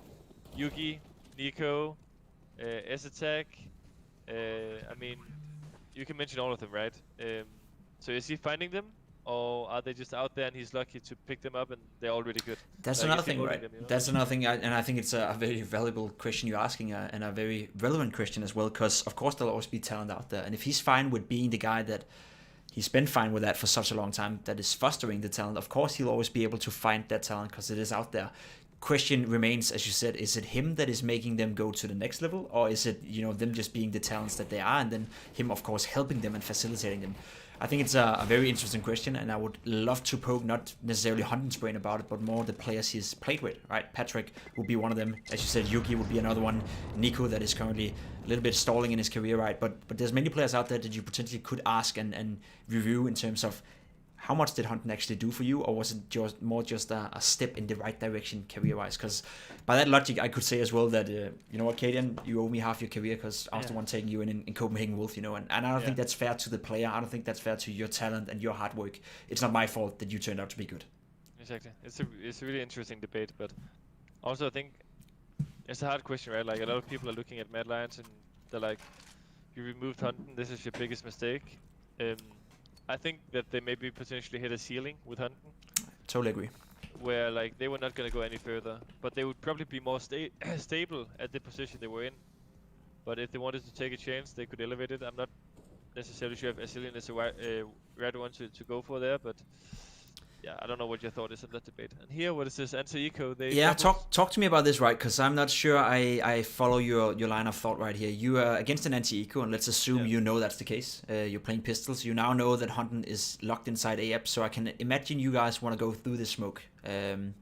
I know it can be a bit hard to see. I think Snappy is alone middle with the Mac 10, so he's about to scout for some information. They rush 2 guys into AFs, and they get a trade. Yeah. And this is where things turn very awkward, and that's why we bought, right? We are starting to push through a smoke versus pistol. We lost AF's control. They could peek us from AFs, from close slope, side, stairs, everything, so it's good that we do a reset here. Would it be fair to say that you guys realized in the middle of the round you were about to do a mistake and then you corrected it? Yeah. On the fly? Yeah, exactly. I mean, best case also, Burb doesn't get traded in AFs. That's an ideal situation for the CTs, right? Rushing AFs and getting a 1-for-1 trade with pistols. They trade a pistol for a weapon. They maintain that weapon and they gain a lot of map control. Now we leave one guy in AFs. We make sure that they don't have any information in middle and BFs, because if they had so, we would be running into an A stack. So sure. We can see you guys moving towards middle. Still 40 seconds left in this round against an anti-eco. I would say that normally when I played, at least I feel I remember that, at this point with 35 seconds left, as you said, you don't have a lot of map control. Wouldn't you say that this is about the time you get, you know, if you think back of it, obviously you try to stay calm in the game, you try to build up a plan and you try to execute it, but looking back at it, this is a very pressured situation for you guys. You're losing map control, you don't really have anything or anywhere to go, and it's at this point basically a gamble, isn't it? It is like, this is in a situation where you have to do what's called a blind call. But I remember calling here, and I remember being very calm actually, even though the time was low. But they have a guy in underground who should have maybe potentially got a multi-kill. You see, he had contact there. Great awareness from our connector players as it seconds down to be looking there, right? And not just being ready to move up connector. So what we actually did is, Snappy also pushed out AFs. We smoked window, and we smoked top connector with 35 seconds chicken. Like you said, there's not a lot of time left in the round, and smoking top connector and window, that late in the round is an indication of moving towards catwalk. Yeah. So that's also why the underground guy moved up, because he knew that if we were going catwalk, he would be useless down there. So he needed to move up and see if he could shoot us in the side. And I was lining up a flash for going through the smoke as it was fading. So we had a plan of sending a signal that we were going to do a B split, but we were actually going to A split. So yeah, decent mid round, panned out very well. 7-2. And you're telling me we lost this game, right? You let's let it be for the viewer to judge, you know, how much you're losing. But we ain't gonna spoil it just yet. But I can say that you probably won't be happy after this one. As you said, 7-2 right now. Again, you're going aggressive out towards middle, doing the, as I recall it, the MSL peak right here towards middle. You called for a replay before, so the smoke allows you to peek into connector, as you see right here. Look at the smoke. You see the smoke is covering like the right side of catwalk. Normally you're exposed here in the gap. But here I can just solely focus on connector, and Aka potentially coming and doing one of his peaks. But he is not, so in a second I'm probably going to jump out behind the island. That's what we call it. These boxes behind sub middle. Oh, I'm just going to keep staying here, let's see. Smoke is going to disappear, and you ready for it? Yeah. At this point, you lose Bob towards A. You can see that 2 of the players were aggressive over from the CT side over here. When you go down 4 versus 5, try to talk to me and the viewers a little bit about what is some of the go-to things you want to do, right? Because you know that being 5 against 5, obviously you have a higher chance of winning the rounds, but 4 against 5, either you gotta, at least to my understanding of the game from when I was playing, you gotta figure out where they are, and you gotta figure out what is the easier bomb site to hit when you're only 4 guys moving into it, or you gotta find another kill, right? And if you're playing against a good team, I would say that most teams won't allow you to get back into a 4 versus 4 unless they do a mistake or unless they relentlessly stay aggressive. How do you go around being 4 versus 5? I know it's a very wide question, it's a broad question, but try to enlighten me in the chat what the thought process is behind being 4 against 5. There's different 4v5s, right? This one, like if you lose one in middle, it is what it is, but we lost the guy in A, and they know for sure from the preparation that Borb is the A lurk, right? Sure. So when we lose the A lurk here, they know that A is clear. They are not scared of A. So you see them on CT right now rotating guys towards the B side of the map because they're just in a prime position. We move over catwalk here. Oh, I remember us waiting for a long time here, hoping for some kind of rotation. I think this round didn't pan out the way we wanted to at all. That's what I'm talking about though. It's a great example right here because you gotta.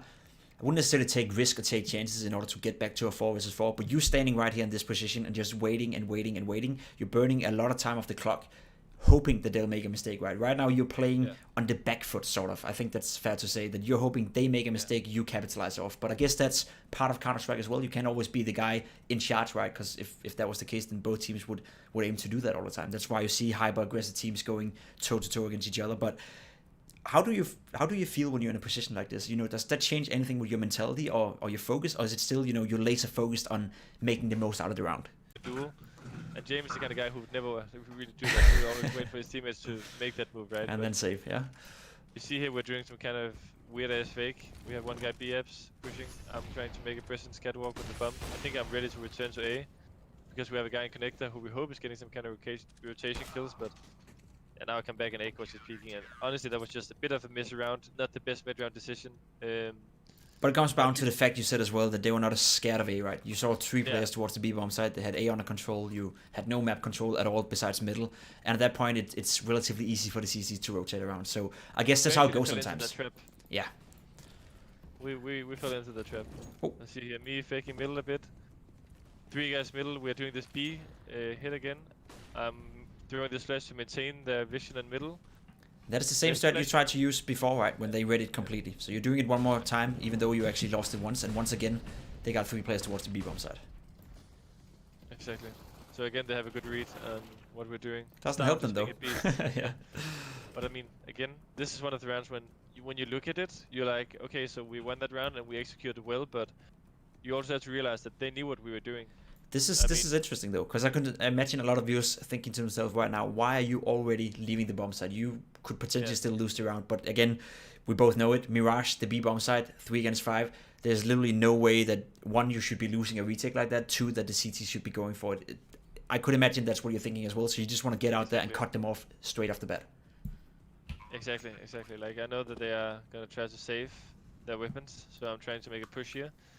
I would say this is a push where, talking statistically speaking, this is not good for my stats, right? Most likely I'll run into someone who's just watching. Sure. Which happens here. But I would go as far as saying I don't know why you pulled out the deagle in this situation. I only had a deagle. You only had a deagle? I didn't have the up. Yeah, you didn't have the up. Okay. Okay. Yeah. So I mean that's also one of the reasons why I think the chase was okay, because I didn't have a weapon, right? You know what? That's perfect. That's me who missed that little detail. Yeah, sure. If you do that, then fair enough. The only thing you're losing is a $300 kill bonus to them and armor and a deagle, right? It's okay. Yeah, that's cool. So yeah. Because with an AWP, you would have had that kill, you know, most likely. For sure. Unless you had a bad day, which you didn't. You're currently sitting at 7-5, 7 kills in 11 rounds. Not necessarily impressive, but just looking at the scoreboard for any of you guys, this is a very even game. I know you guys are leading 8-3 at this point, but looking by the kills for both teams, it's relatively even. Their stats is nearly better, but that's also because they've been saving a fair share of like, you know, they saved fully in the second round when they stacked B. And they saved this round, and I think they saved one more round, so that's a lot, like saving. The score is 8-3 now. T-side Mirage. How comfortable are you looking back? You know, thinking about the scenario and how many times you played Mirage. How comfortable would you say that an 8-3 lead on the T-side of Mirage is? I would say this has to be like a 70-75% win chance. Yeah. We need to make sure we don't stagnate here. We need to make sure that we can get like, I would say 1 or 2 more rounds is okay. 1 round is what it is. 2 rounds is really good. Like if you get 10 rounds, it's perfect, right? You watching S-Attack now? Is this S-Attack? This is S-Attack. We don't want to lose you anymore. Yeah. Anyway, just blocking your teammate away here, so it's no fun. Just get blocked, man. Is what he's saying. You can see again, we're playing very slow this game. Very passive, I feel. You know, yeah. We pressure middle again. We leave a guy under window. Again, Mad Lions lose map control. I probably give my weapon maybe to... No, I don't. What? I could have given it to Borup here because he's low HP. You're not about that bump? You don't want to plant the bump? But no. But Borup is also... I think he's not bad with the AWP, but he's the guy who uses by far the least AWP on our team, right? Okay. Snow, Snap, and S-Attack all had their previous times with the AWP. We're doing Sure. a Yugi peek, flash Yeah, over ticket, I pin ticket. I was just about to say, how comfortable are you making this peak? Because it's a rough one. I know with the team flash from your mate, he's basically setting you up. I think this is a great example again for the viewers out there who think when I as an analyst fun example say that, you know, X, Y, and C player were good at setting each other up. This is basically you being set up by your teammate with that flash. That's a great example. How comfortable are you making this peak? I mean, if I made this peak dry without any grenades and the orb would be ticket, I would die 9 out of 10 times. Sure. But this time I get a supportive flash. I hold a good angle. I use the Molotov on the side to kind of pressure him off. But I remember he is being a hero here, Aiko. Like, he's just playing the side and we're not able to come out and get any trade. Oh my, yeah, Roy knifing S attack going through the top gun smoke. I mean, that was so weird. Let's see here, 20 seconds. Orb with an orb. Yeah, maybe we want to see that. Yeah, maybe. Well, not much to see. I think we got the opening, but I think the scaling from our rifle players was maybe not good enough. Okay, I would agree with that. Right? And then I would agree with the sentiment that Acor, I don't know if he took a big risk. Let's say it like that. You know, he played very aggressive in that position, and I hero play, risking it all. But I guess when you're pulling it off, and when you can pull it off, you're allowed to. But it's definitely one of those things where you feel as a player going up against him, that's just frustrating, right? That's why are you doing this, you know, and why are we allowing you to do it? 8-4 now. It's getting closer and closer, and if I'm not mistaken, it's at this point it starts to turn around for you guys. It's at this point you start to lose control over the game. Yep, we do for sure. You can see the money right now, and you guys basically $150 on Burp. That's it. The rest of you guys are down to 0. You don't have a lot of utility back as well. We can just pause the demo right here. You basically have a flash on you and a smoke on you, a smoke on Burp, and a flash on S attack. That's not a lot of utility. In a 5 versus 5 situation where you have mid control, what is your plan here? Is that just to go for the duels, or is it to group up and do a circle thing as you're talking about, or what is the optimal thing to do? At this point in the round, we don't know if we're going A or B. We are just trying to get like map control. We get a trade on Roy and Connector. So 4 against 4 on Mirage with mid control. I think you cannot ask for a better situation. Sure. Then you maybe look at our utility and our weaponry, and you're like, okay, maybe you can ask for a better situation. We got the map control, and we leave a guy in ladder room. We have 2 guys B here. I remember this round we tell Burp to take first contact on A, because he's too far away now to rotate, right? Like, it's gonna take him 20 seconds, 30 seconds to get to B. So instead we tell him, Burp, you should just try and see if you can get a kill going out A, and then we will react upon B after this. Let's have a look at it. We call it kind of avant-garde, right? Like just spreading out, doing what some would call maybe some weird shady stuff. So Burp here, perfectly. Gets a kill, smokes. If he can stay alive here, it's good. Takes a lot of attention. You see the rotation from B. And now we come out here. The B guy dies because we have a guy already parked in the ladder room who can just kill the guy on the window. This is a perfect round of Counter-Strike, and this comes down to mid-round calling. Like, we have the ladder control, we have 2 guys parked in B-apps. As soon as they see a guy in A, the CT's thought is, okay, it's A split, right? Why would one guy be walking out Palace alone without the T's being ready to react to it? So it's basically a combination of great mid-round calling and obviously Boro pulling off that kill, because the other way around. Get the kill, it would be, exactly. And that's the fine-tuning of Counter-Strike. And you know, another great example that, as you said, if Boro dies right there, there's a high likelihood that you guys won't win this round. So you gotta have the individuals to pull it off as well. You can make all the right calls, you can be a great in-game leader, you can have all the right mid-round calls, but if you don't have the players in order to execute them, then they don't help you, right? So it's all a combination of that. 9-4 again, I'd say you're in a pretty comfortable spot. It hasn't been a convincing half, as you can see by the score, but it's actually quite interesting that there's only one player with more than 9 kills, right? There's only one player double digits. You're sitting at 8 yourself. Snappy got 9, and it's just a very even game right now. So yes, looking at the scoreline 9-4, you could, you know, objectively look at it and say you guys are leading big time, but realistically speaking, you must sense that it's a very close game still. For sure, it's still a close game. I think we are not by any means like relaxing or expecting us to win this game. We know that we need to fight for every round still. Here's Down is asking for the AWP from me because he has the best spawn. Comes out middle, sees no one.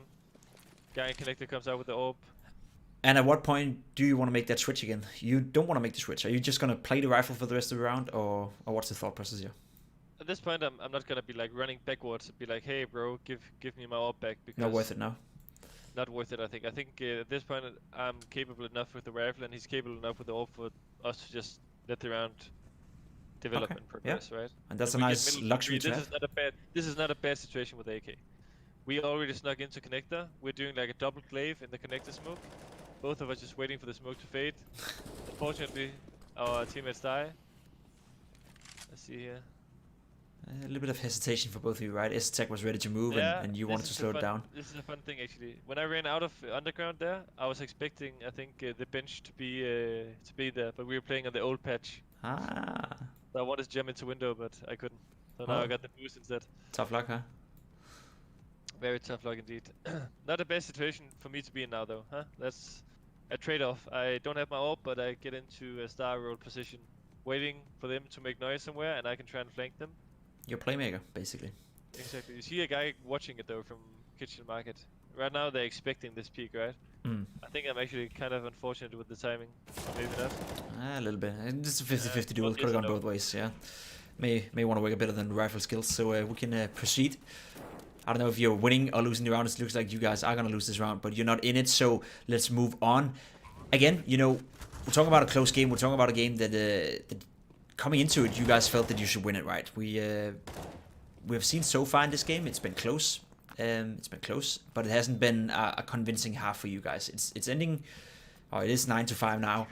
At what point in the game do you feel, you know, normally that you're in control? Because right now I'm looking at the scoreboard and I'm looking at the scoreline, and I think to myself that if you see a team lead 9-5 on a scoreboard, you're thinking, all right, they're in pretty much control. But the way this game has panned out, as I said before, you guys are by no means in control. This is a game that is going back and forth at all times. So can you maybe try to put some words on how it is as a player to play one of these games and be leading 9-5 while still feeling that this could easily be 9-5 the other way around, or, you know, 7-7 or something like that?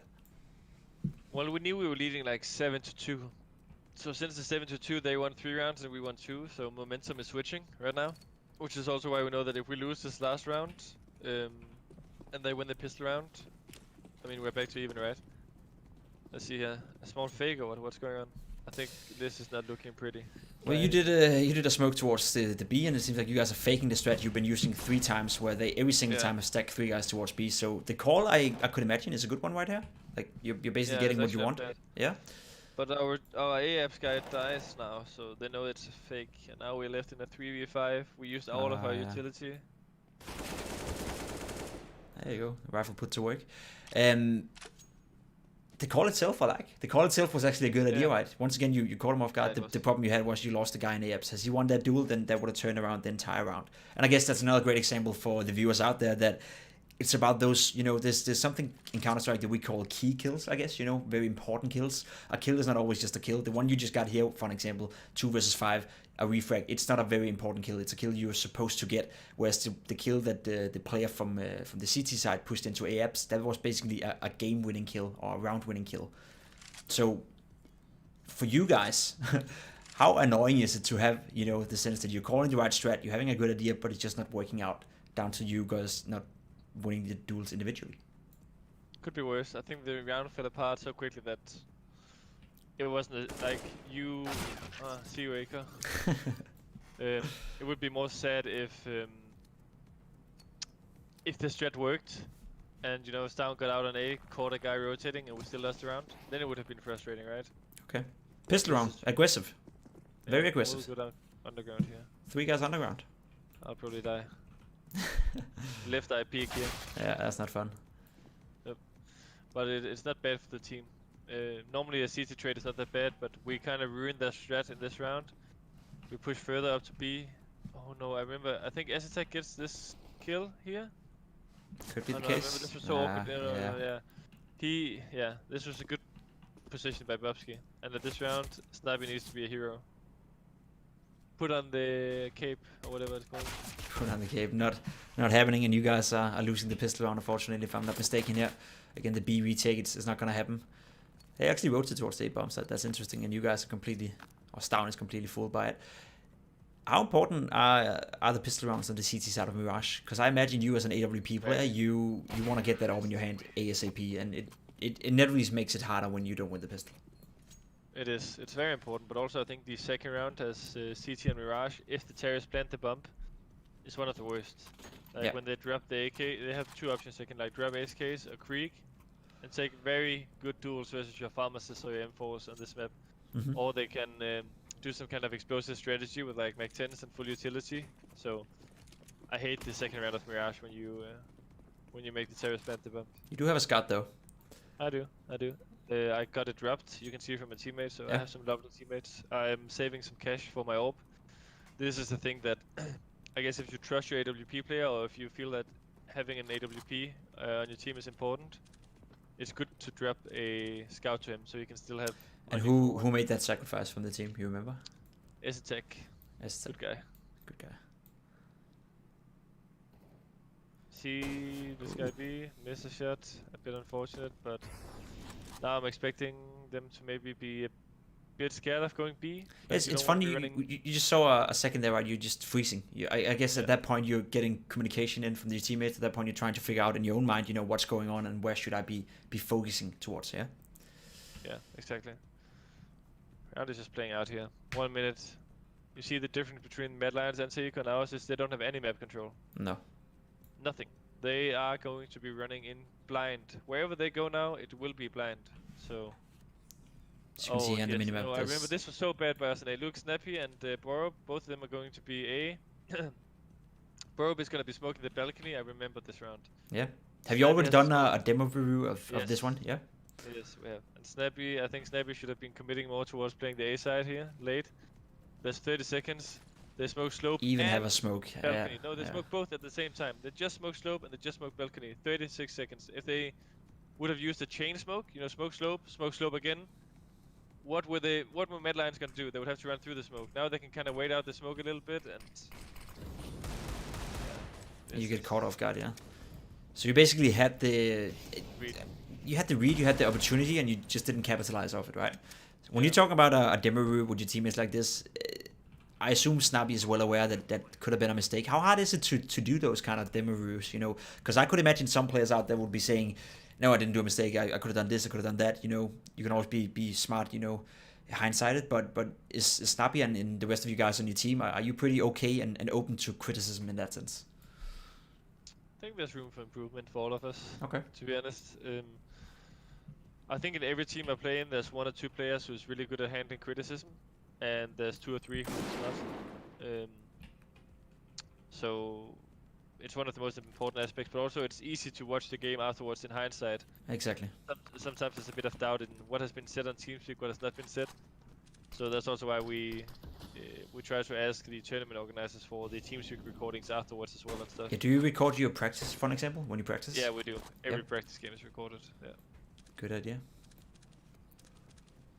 Here we stack B. Perfect call. We should win this round, in my opinion. 4 guys B, they run into a stack. You're not going to though? Nah. Nope. This is bad. This is really bad. We have 4 guys B. We get 1 kill on B side. At that point, there's not much you can do, yeah. No, I'd agree. It's bad, right? Because you have 4 guys, and at that point, it should be easy to get some trade frags. It's not like all of your players are with USPs as well. There was some deals in the mix, so you had plenty of opportunity in order to capitalize. We have now seen 2 rounds where you're saying we should have won this. At what point does that start to affect you in the game as well? You must be sitting right now thinking it's 9-9, but we should have won these last 2 rounds. At what point do you start to think about that, or do you even think about it? Because I would say, as a strong mental player, that's something you should just leave out and till after the game, right? That's when you can process it. But at this point, I assume most players will have, parts in their game where they think, oh, Jesus, we should have won this. We should have been up right now. How much does that affect you as a player if you can be, straight up honest with me?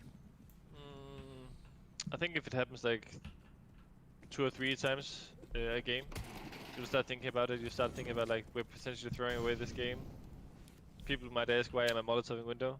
And yeah, it's to avoid the smoke, right, for the window. Yeah. Yeah, if people smoke window, there's gonna be a gap and I can peek.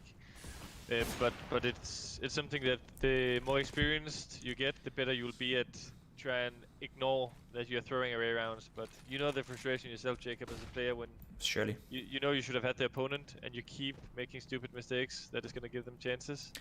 But I guess that's something you guys are working on as well. Mentally side of the game, I guess we could be talking for hours about all the aspects of Counter-Strike, but staying strong mentally in the middle of a game, I guess that's a very important thing in order not to lose focus, not to lose sight of the game plan, and still perform at a high level. Yeah, for sure. That's the most important, and that's one of the things I also think is a good ability of mine is being able to tell my teammates, forget about the round, boys. Let's move on. Let's focus on the next rounds. The game is not over yet. It's still 9-9. Doesn't matter if we just threw away 2 rounds. Was that flash necessary to throw? Not necessarily, no. I could No? have maybe saved it, but I saw that I have a guy ticket. If he was under balcony, I would probably save it because I could flash like Tetris for him or something. But it was mostly to distract from my guy in connector. It wasn't the best of flash, but It's fun, right? Because you see it all the time in Faceit, you see it all the time in matchmaking, you see it all the times, even at a pro level. I did it myself. I was super good at it. Sometimes you're just throwing flashes to do something, right? In order to not feel that you're not doing anything, you're just running around. You're just throwing a flash or anything, and you realize afterwards when you're doing a demo review that there was no real need for that one, and at least that's what I sense was sort of like the thought right here, because as you said, right now a flash here, it's a nice shot you're hitting by the way, but right now here flash could potentially send S attack down towards ramp, could potentially hide him on the balcony, flash the A side, you know, there's plenty of opportunities to use the flash more efficiently. it could have been used better for sure. Well, you're winning the round anyway, and you're taking the lead, I assume. Getting another kill. That's a nice 3k for you. Not missing the shots. That must feel good. Must build up some confidence. Again, you know, you were leading 7-2. It's now 10-9. You win the first round on the CT side. And your economy is, I wouldn't say stabilizing, but it's getting better. How important is... Look at the utility, or look at the economy. So, like, Mac 10, UMP, Deagle, Galil, 1 Creek. Are you losing this one? Must win. I think so. If we win this round and we lose the game, something is wrong. Something is wrong. We have a perfect stack. 3 guys A. Come to us, Mad Lions. There we go. Exactly. Couldn't be any better, could it? Get the first kill as well on Burp. Not falling back here. Comes to execute. A lot of counter utility. Pushing up. Don't tell me we lose this round, because that's really bad if so. I don't see a way you guys can lose this round. Okay, no, I remember this. This is bad. We win, but we lose so many weapons. Oh, this was a big talking point in our demo review. So this round is basically settled, right? We pushed middle, we pushed B, we have the bump and lockdown on A. Perfect position for me and S attack.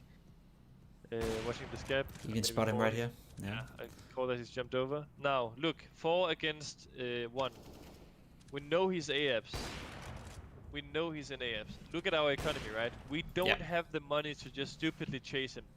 Let Hunter save his creek. I remember we were talking about this in TeamSpeak. We said, don't give it to him. Here we go, that's the first one. That's a mistake, and that's, you know, it's not smart, but you can't lose anyone from this point onwards. You gotta stay 3 alive, right? That's not good. That's not good. That's really not good. And what happens? Let's just spoil it right away. Okay. We lose the next round, and we don't have any money, and it's 10-10. And at that point, see you later. See you later. Because that's the thing, right? If you would have survived 3 guys, we can just take a quick look at your money right here. They are okay, but had you stayed alive with 2 extra guys, you would have been able to re-afford a buy should you lose this round. Now that you can't, you're gonna lose, as you said, you're gonna lose 2 rounds now, and that's basically as you said, a game-winning round. You know, a game-winning play by Hunton without even doing anything. It's basically just you guys making mistakes, allowing him to put yourself in a bad position. It's not even him doing anything proactively to chase it. It's just you making mistake after mistake and doing it to yourself. How frustrating is that to look at a demo like this and realize, Jesus, we shouldn't have done this? It's very frustrating, because that is also one of the things that the viewers might not notice. They're like, oh, that's a heroic round win. That's fine, right? Yeah. But in the way it happened, it was actually a disaster. Like, I will describe it as a disaster. Yeah, considering the utility they had, right? It was... Are you losing this round, you said? No, I kill Hunton, so I don't hope so. I kill him first with the Creek, I think. I get an entry from here. Through the smoke or something. What is it that happens? I remember something a bit random. He's just spamming, I don't know. Oh, yeah. Good shot. That's nice. At this point, a Creek and 3 Glocks, no armor. Yeah, oh, this is so funny. I see this guy for so long. I'm like, can I shoot him? Can I not shoot him? And then I see his pistol in a second again, I think. And I'm like, wait, what? And then I know I need to elevate my angle, right? Mm-hmm. So this is semi-clever, I would say. I know he's in here. I don't have any utility for him. I try to jump up on the default box here. I get just a slight percentage more on the angle, and I get the kill. That's nice. We lose this round. No, Shoes, look! Shoes is destroying us this round. Again, this is why it was such a talking point. 1 kill, he has no Kevlar. 2 kills, he has no Kevlar. 3 kills. No. We probably still win the round, but talking about economy again. That's game changing, right? Yeah. I remember us talking about it. We were 4 alive, and there we were 5. We should have survived like 8 people, and we ended up surviving. Yeah, because 4. look at your money right now. Look at your money. Yeah. They're down. If you lose this round, you have no money. You're leading 12-9. CT Sharp Mirage. Again, we're looking at a 70% win rate here at this point, I think. You've been basically in charge throughout the entire game, but those 2 rounds where you win both of them, but you give up too many guns, that's basically what changed the dynamic of this game right now. Yep. Bit of weird setup here. 2 double open cat. I don't know exactly what our plan is. How often does that happen? That you do something, you know, you just do it because you feel for it, and then it turns out to be a weird thing. Because you can't plan out you can't plan out 15 rounds of Counter-Strike, you know, from the get-go, right? We all know that you have a game plan for the first few rounds, and then you have to be adaptive, you have to be innovative. But how often does stuff like this happen? It happens quite often actually. And then some players are just better at going with the flow than others. Some will like panic a bit and be like, fuck, we're standing like shit, let's do something, and they'll make a panic decision and screw everything up. Sometimes if you're in a bad position, it's also better to just stand and get the most out of the bad position, instead of like moving too early. And look at this by Bobsky. This is so well. He knows I'm pinned on AMs and hotspot, and he comes out from the left side and kills me. This is a really good peek by Bobsky. Essentially winning the round, I would say, for them. Yeah, because he's aware that you're ready for the AFs guy, right? He knows that I'm sitting CT. Not much Down can do in this position, trying to bait out some shots, and that's about it. You lose the round. 12-10 now, again, and now we can see it, yeah, the consequences of that. And you're even deciding to buy up here. You have a scout, that's it. You have Deagles and the rest of the guys. You're going to go down 12-10, 12-11, that is. And I don't know what's going to happen here, but if they survive 5 guys, then their money is going to build up. And that's basically what you said. That's change of momentum, and that's inevitably what's going to lose you guys the game. You just watch me again, Jacob. I got you. We stack B again. I think actually I'm the one screwing a bit up maybe this round. Let's see. This peak is not a bad peak, as long as you hit it. Yeah, I hit it. That's good, but I think I'm surprised by them going cat. We miss up this. I want to boost for the BFs guys, and it's not really being communicated that much that they're past catwalk. So if I was just bench scouting there, I'd probably be able to take 2 or 3 more people. Is that your mistake, or is it lack of communication? Because I can see the thought process. You want to go up there, you want to get that kill, and you just seem genuinely surprised. So is that lack of communication, or is it you not playing safe enough? Like, it wasn't being communicated, but also I don't think we had anyone who necessarily had to communicate it, you know? Okay. I would put most of the blame on me in that situation. Okay. And sometimes I guess it's easy to look for mistakes, right? You always have to put blame on someone, but this one was also just a case of a little bit unlucky, I'd say, you know? It was a good idea, but it just didn't work out because they were playing fast. Exactly. It's gonna be 12-12 now. At what point do you, I don't know if you remember or recall it, playing in London, at what point do you lose, at what point do you feel that you lose control over the game? Has that already happened at this point, or you still feel that, you know, comfortable in winning? I would say this round is very important for our perception of the game. Win this round, and I would say I feel pretty comfortable. Lose this round, and I would say I know that it's close to game over, right? Because we lose this, they're on 13, we eco. They're on 14, we have to buy, but it's probably still not a very good buy. Sure. I might not still have an orb, so... And that's exactly what's going on here, yeah. Yeah. This is round that separates men from... sheeps, lions, you name it. Good position here, though. Getting flashed out, you have to fall back, and then at the point you give up your position, I think it's smart of you to rotate, because they know where you are. Yeah. Well, we killed the guy, bomb in middle. Got the bomb this as well, is such a weird round. So, wait again, are you losing this round? No. No. That'll be the last round of the game for you guys then. Yeah, then we lose 3 in a row after that, so let's see. We probably lose a guy or 2 more with our weapons, right? Keeping our economy at an all-time low. Let's see. Seems like you guys get to survive here, yeah. Okay. So, yeah. This is a win. Learn from your mistake. This is a good round for you guys. Win the round and surviving 4 players, yeah? It couldn't be any better. Yeah. Our economy is still not that good. They're taking a timeout here. When an opponent takes a timeout, you guys are still allowed to use it as a timeout as well, right? It's basically a timeout for both teams. Yeah. So we often talk about on the analyst desk, and I'm not quite sure why that is, that when somebody takes a timeout, you often see a reaction, or you hope to see a reaction from the team who took the timeout. But as you just said, both of you guys have a timeout. So what is the different mindset from you taking a timeout yourself, or you have the opponents take a timeout for you? I think there's some kind of, especially for a team like Mad Lions, teams that has a coach that's very vocal. It has like some weird ass effect where if they take a timeout, they just feel like they're gonna win the next round. Okay. It doesn't really matter what they call, what they do, but it just works. There are some teams who they always win the round after the timeout. Okay. Let's see here, Bobsky throwing some good flashes, trying to mess me up. I'm still in a pretty good situation here. Smoking B apps, I'm alone. Oh yeah, they end up going B. I'm completely alone B. We made an A stack. I think I do my part of the job, Jacob. Correct me if I'm wrong when you see the round, but Yeah. I think I do more than enough here for the setup to still be viable. I mean, it's always difficult, like you said, to retake B, but I would say if I get 2. I mean, I just wanna stop it here. I don't like your setup at all. The fact you're giving up map control all over the map. You don't know whether they're coming short or B apps, which puts you in a. Window guys is watching. Window guys watching my. Is watching right short. Okay, so you were spotting catwalk before though, so you wasn't sure whether or not. Yeah. Wasn't being well communicated probably, but he is watching my catwalk. Yeah. In that case, it's I guess it's okay. Tough flash. You're getting the first kill, I assume. Rotate behind the side, trying to stay alive. Wait for the backup is what I want you to do here. You're going for another peek. That's nice. Again, you're staying alive, playing behind the side. At this point, you can't do any more. That's the thing with the B bomb side, right? Even though you get 2 kills and your teammate goes down to a trade frag as well, 3 versus 3 right here. That's gonna be a 70% win rate for the terrorists, right? Yeah, it probably is. I had a guy rotating. The market guy was pretty quick. It's down, but he died. I don't know, to Molotov. Maybe he got a leg shot. Yeah. So the thing I would look at towards this one would be that yes, stacking A on Mirage is so strong because if they go to A, your chances of winning the round are super high. But even though those are super high, it's worth it considering that if they go towards B and you even get 2 kills, the chances of you losing the rounds are still quite high as well. So is it that something you guys are considering when you're doing your gamble stack sort of that? Is it even worth it, right? Because A side we know you can retake that. B side impossible to retake, so wouldn't it be smart to stack the B side? They could have been get on me at a point.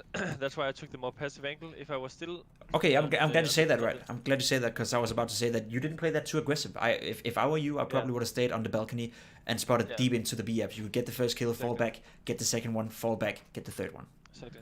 That buys more time for the rotation as well, so my teammates could be helping me better. And like you said, the B retake is tough, but it's not that tough if they manage to rotate out and play the side. If they stand in kitchen and come catwalk, it's difficult. So them being able to go cat probably made me. Oh, double push into apps here. No, okay, pause, please, Jacob. Pause. Okay. So this round, we know they have to take map control, right? Sure. They lose AFs because we're 2 guys in AFs. We have me spamming the connector smoke or the bench and stair smoke, and maybe Borup is doing that as well. So at this point, I think that Snappy should realize that their best possibility of winning is what? To push CT, right? Sure. They need map control to the Ts. If they just go sandwich, hotspot, what do I know, under balcony, they will lose here. So Snappy should be playing very passive in CT.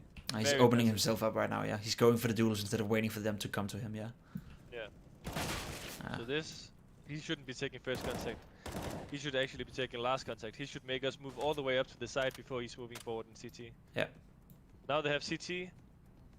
We have a guy. It's impossible to retake. Which we talked about it before. A side is it's possible to retake, but when you lose control over CT spawn, that's when it becomes tough, right? Because that's when you have so many different angles to play from, and especially CT spawn. As you said, the way Snappy could have played all the way back in CT spawn, well now the terrorists can do that as well and just wait for you guys to tap the bomb. So I would agree with you. It's a fun one, right? Because it's when you look at that and you tell Snappy that's a mistake right there. I can understand why he's doing as he's doing, and who knows, he could have won the first duel and made it a 3 versus 4, and at that point you probably wouldn't criticize him and say it's a mistake. But then again, optimal, and if you want to be 100%, 100% going down to the detail, then it's probably not the smartest play. I remember him saying that it was a mistake. Okay. I mean, also because the rule is if you are retaking from a position, and you're the guy who's alone, you always need to play slow compared to the guys who's moving as a pack. Because if that's a rule you have, yeah. Because if they eliminate the guy who's moving alone, they don't have to worry about that position at all, right?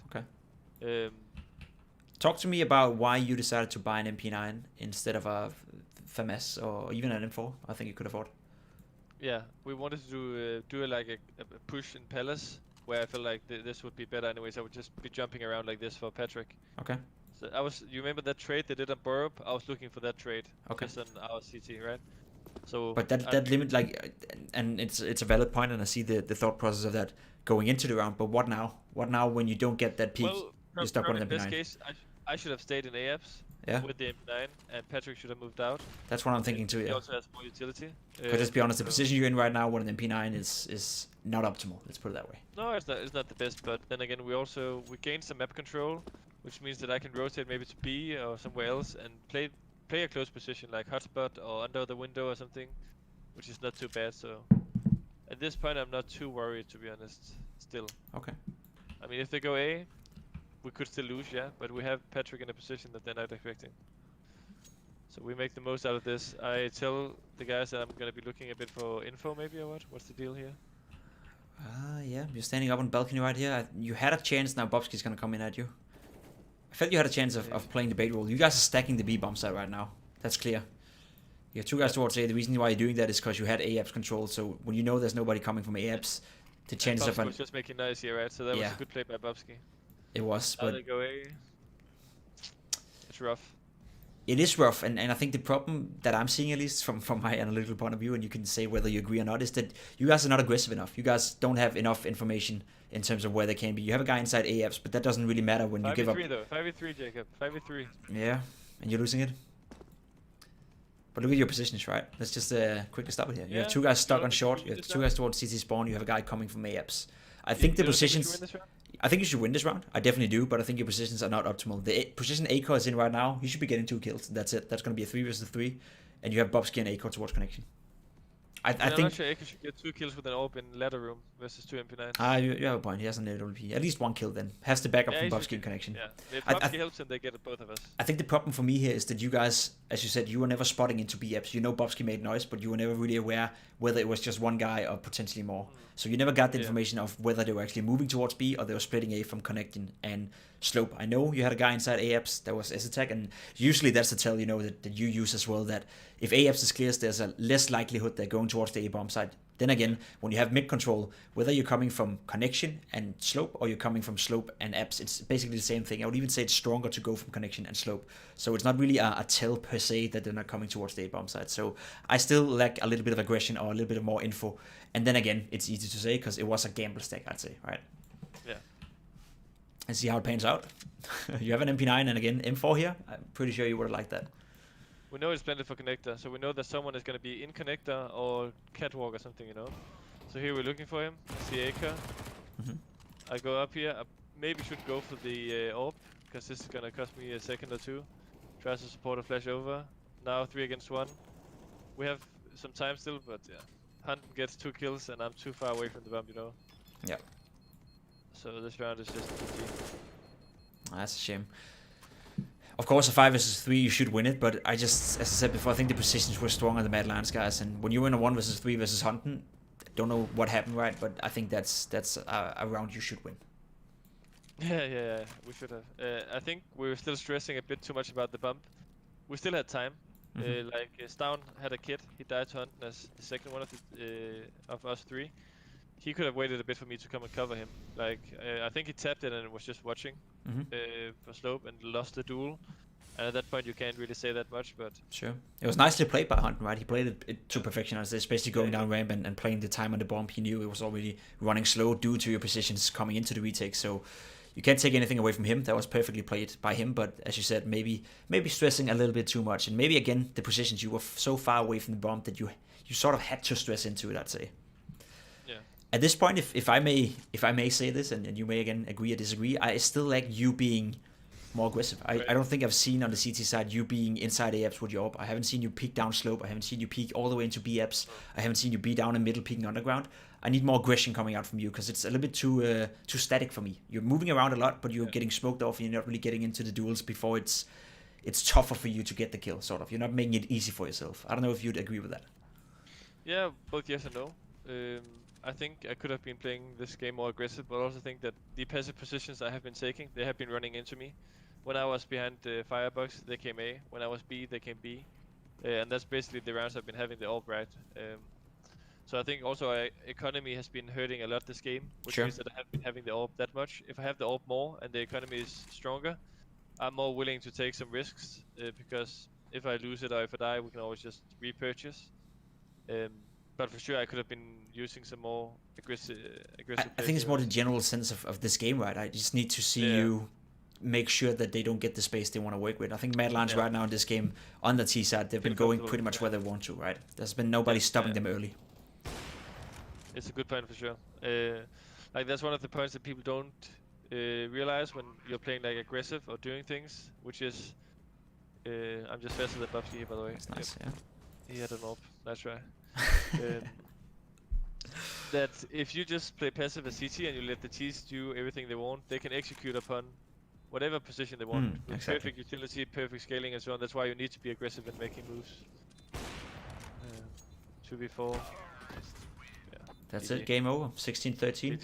Just a quick resume of the game. I think we both can agree to the fact that starting out, you played well. Starting out, it was a very close game.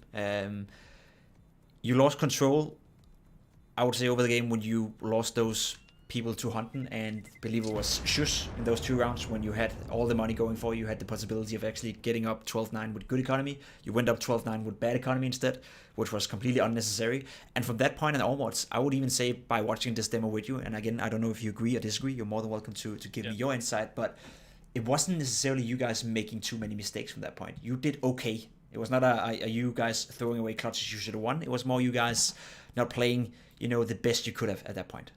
I mean, for sure. And also, like, if we talk about it a bit, like what you said, I had good stats that game, right? 23 and 17 or something. But like you said, I could have been doing way more. I think personally that you were playing too passive. I think personally that I needed to see at least just one round where you messed up with that game plan. I didn't see, and okay, we only focused on you, so it could have been the rifles as well. But I think the AWP player, of at least the way I like to think about the game, I like to see them be aggressive and mess up the gameplay of their opponents. You see a guy like Symbol, of course, is a great example. But you even see Cybo, going aggressive. You even see James sometimes trying to be aggressive in the beginning. Maybe he's a bad example, but if you can mess up the game plan of your opponents by getting the first peak, or at least just making your appearance, taking a free shot, you're not getting him, you're not dying, but at least you're making them rethink, is this a smart idea?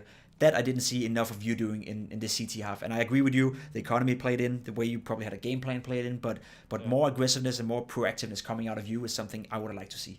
For sure. I could have been doing way more. Yeah, well, that's an honest talk. It's a fun way of doing this, right? I think it's good picking your brain. I promised the viewers out there that we would take some of the questions. So before we close down the stream for now, I don't know if you're ready for it, but just answer a few of the questions from the chat out there. Sure. We can start with I think he's called Davai. Who are the in-game leader he takes the most inspiration from? So what he's asking, who's the in-game leader you're looking towards when you want to build up your own style of in-game leading? It's a good question. First of all, thank you for that.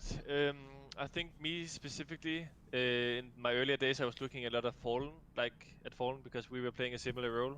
Not many players are AWP players and IGLing at the same time. So I've been looking at him a bit. But also I think that from me calling, I'm looking also just at teams, right? And since I don't know exactly what's being communicated, I'm looking at like what kind of strategies are they using, at what times are they using them, why are they using them, and those kind of things.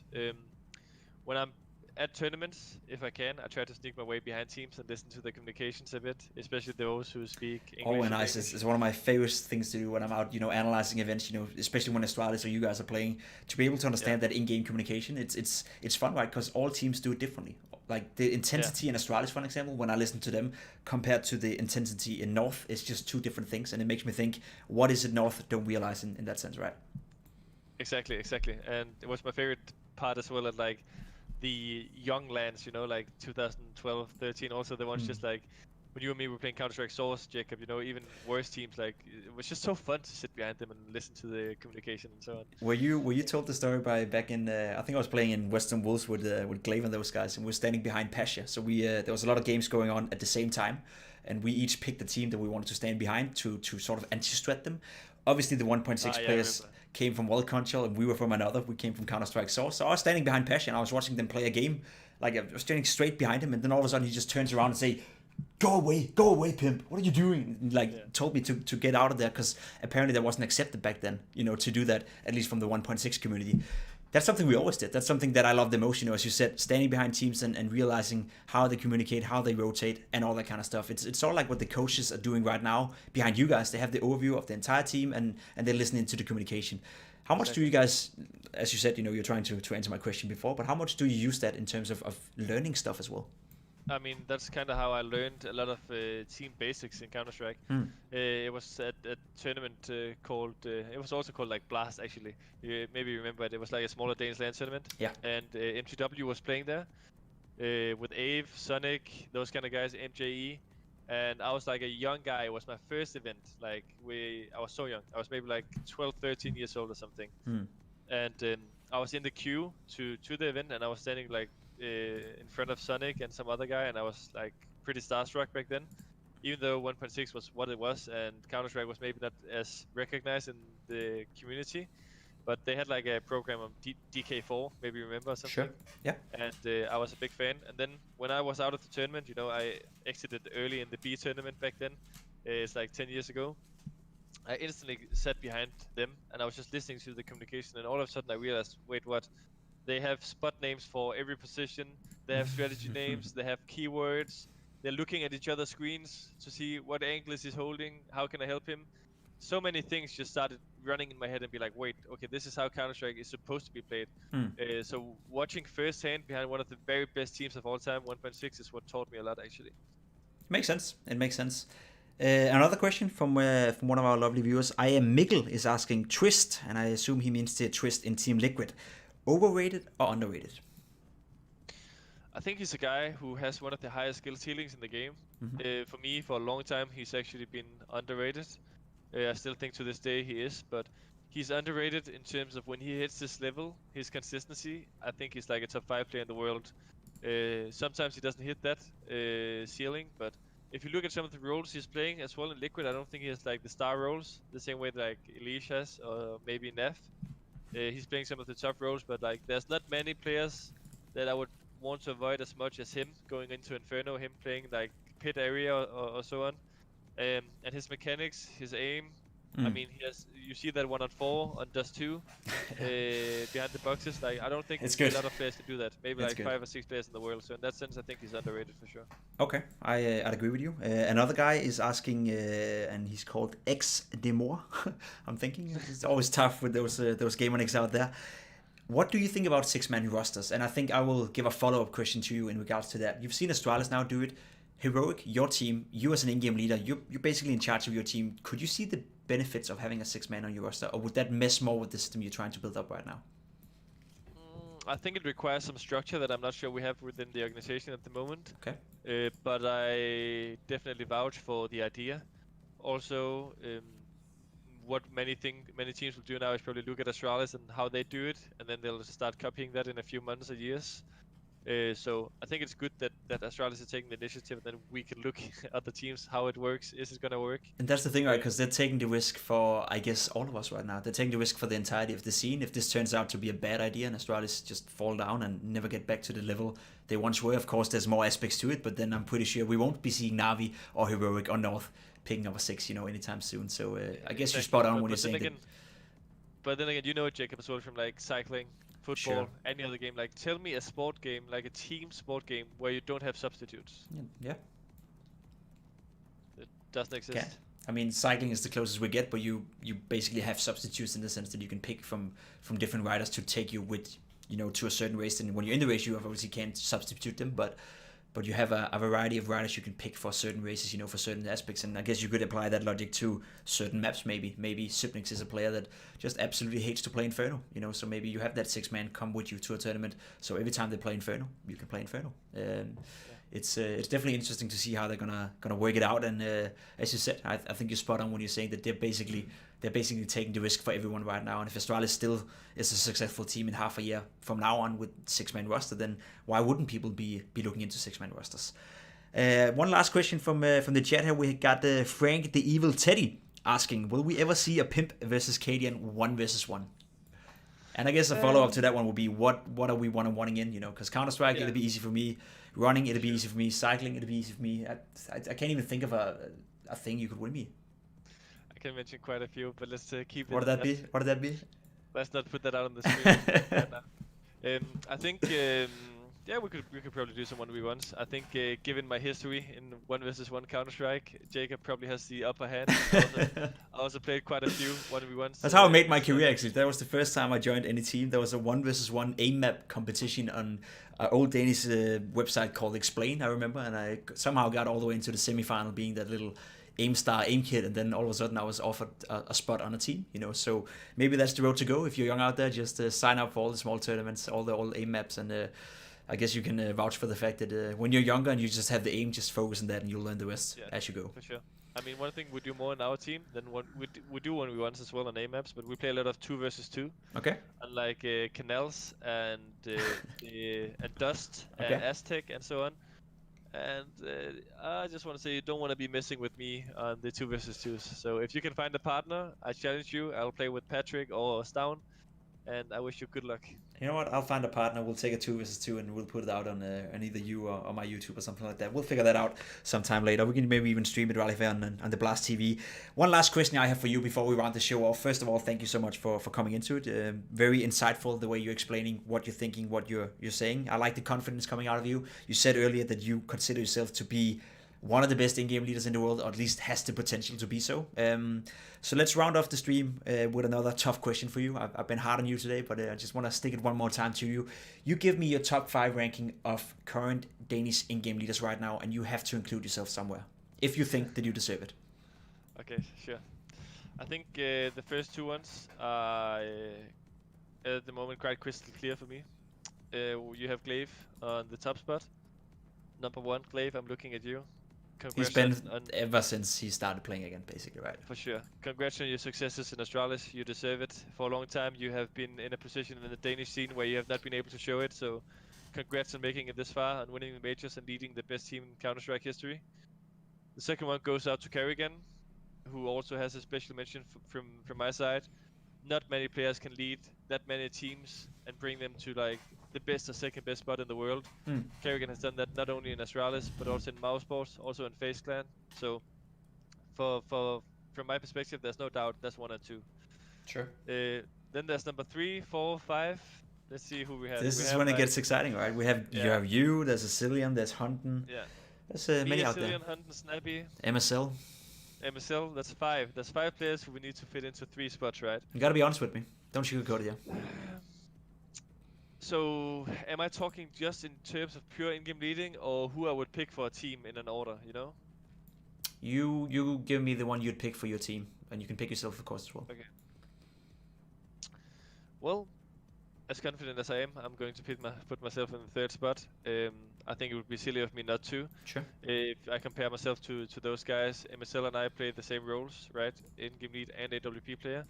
If I put him over myself, that would be me just saying that I'm not good enough. Do you firmly believe that you're a better player than MSL? Individually speaking, I don't think there's any doubt that you're a better player. Do you think that your in-game skills, in-game leading skills, are somewhat up there as well? I think he brings way more structure to his team in a very good way. I think that people know exactly what to do and what not to do. I think he has an edge in in-game leading potentially. I think I have more of an X factor in terms of the middle of the rounds, mid-round calling. But I think he's better at freestyle calling. I think he's better at building a game plan and a structure within the team. So yeah, I think he has some percentages in me there that I need to catch up upon. I've been looking at his games a lot. Like if you want to have a good overpass default, which is structured, I think you can look at MSL for what flashes, what routes are people taking. So yeah, I think he's gonna take my 4th spot as well. Okay. Then I'm gonna put Hunten on 5th. I think Hunten has shown more than Asilian in the recent times, but also I think actually Asilian is super underrated. He won Copenhagen games with the I don't know what they were called back then, but the current Contact crazy lineup, Yeah. Imperial, I think they're called back then. Yeah. Out of nowhere, and he's brought many teams into top 30 as well. So when you say pick your top 5 in-game leaders, I also think that it's worth noting that this is not easy because there's so many talented ones. If you said pick top 5 in-game leaders in France or Sweden or whatever, it would be a completely different subject. I'm so glad you said that, because that would have been my follow-up question to round it all off with, right? You wouldn't even be able to do that with Sweden, France, Norway for that matter, not to speak of them. Denmark has Oh yeah, there's a also culture. Blame F. There's also Blame. Blame F, yeah. You know, there's plenty of in-game leaders out there. I was just thinking about it. There's also Hooksy, I believe, who's now the new in-game leader of Copenhagen Flames. We can go all the way down in the ranks. There's many players out there who show potential. And just to round it all off with, right, you're looking at Danish Counter-Strike right now, and for whatever reason, we have a culture where being an in-game leader is a cool thing. When I look towards France, I look towards Sweden, I look towards some of the other big nations out there, it seems like the in-game leading role is something that somebody just has to do because nobody else wants to, whereas in Denmark, people actually take, dare I say, pride in it. You know, they take pride in being a great in-game leader. Why do you think there's such a big cultural difference when you compare Denmark to the rest of the world in terms of producing so many in-game leaders? Is it just the fact that we have a guy like Glaive who's a great role model, the fact that we had Sonic in 1.6 who was a great role model, Ave as well back in the days in 1.6, or is it more like what is your take on it basically? Because I find it hard to answer that question myself. I don't know what to look towards in order to answer why is it that we're so much better than everyone else in this certain aspect. I think it has something to do with the history of cultures in esports, or in Counter-Strike specifically. Denmark has always been very team orientated. We want to play as a team. We want to help each other, where many other nations has way more of, let's say, a loose playstyle and an individual playstyle. So I think it's something to do with being an in-game leader in Denmark is more fun because people want to listen. They want to play as a team. They don't just want to be doing their individual things, as you might see in some of the other countries. Okay, that makes sense. You know what, Kasper? It's been an absolute pleasure to have you on board on today's show. This was my first time hosting this Blast Greats Moments as well. Besides some minor mess-ups with the sound and all that kind of stuff, it turned out pretty well, I'd say. I hope you enjoyed your time as well.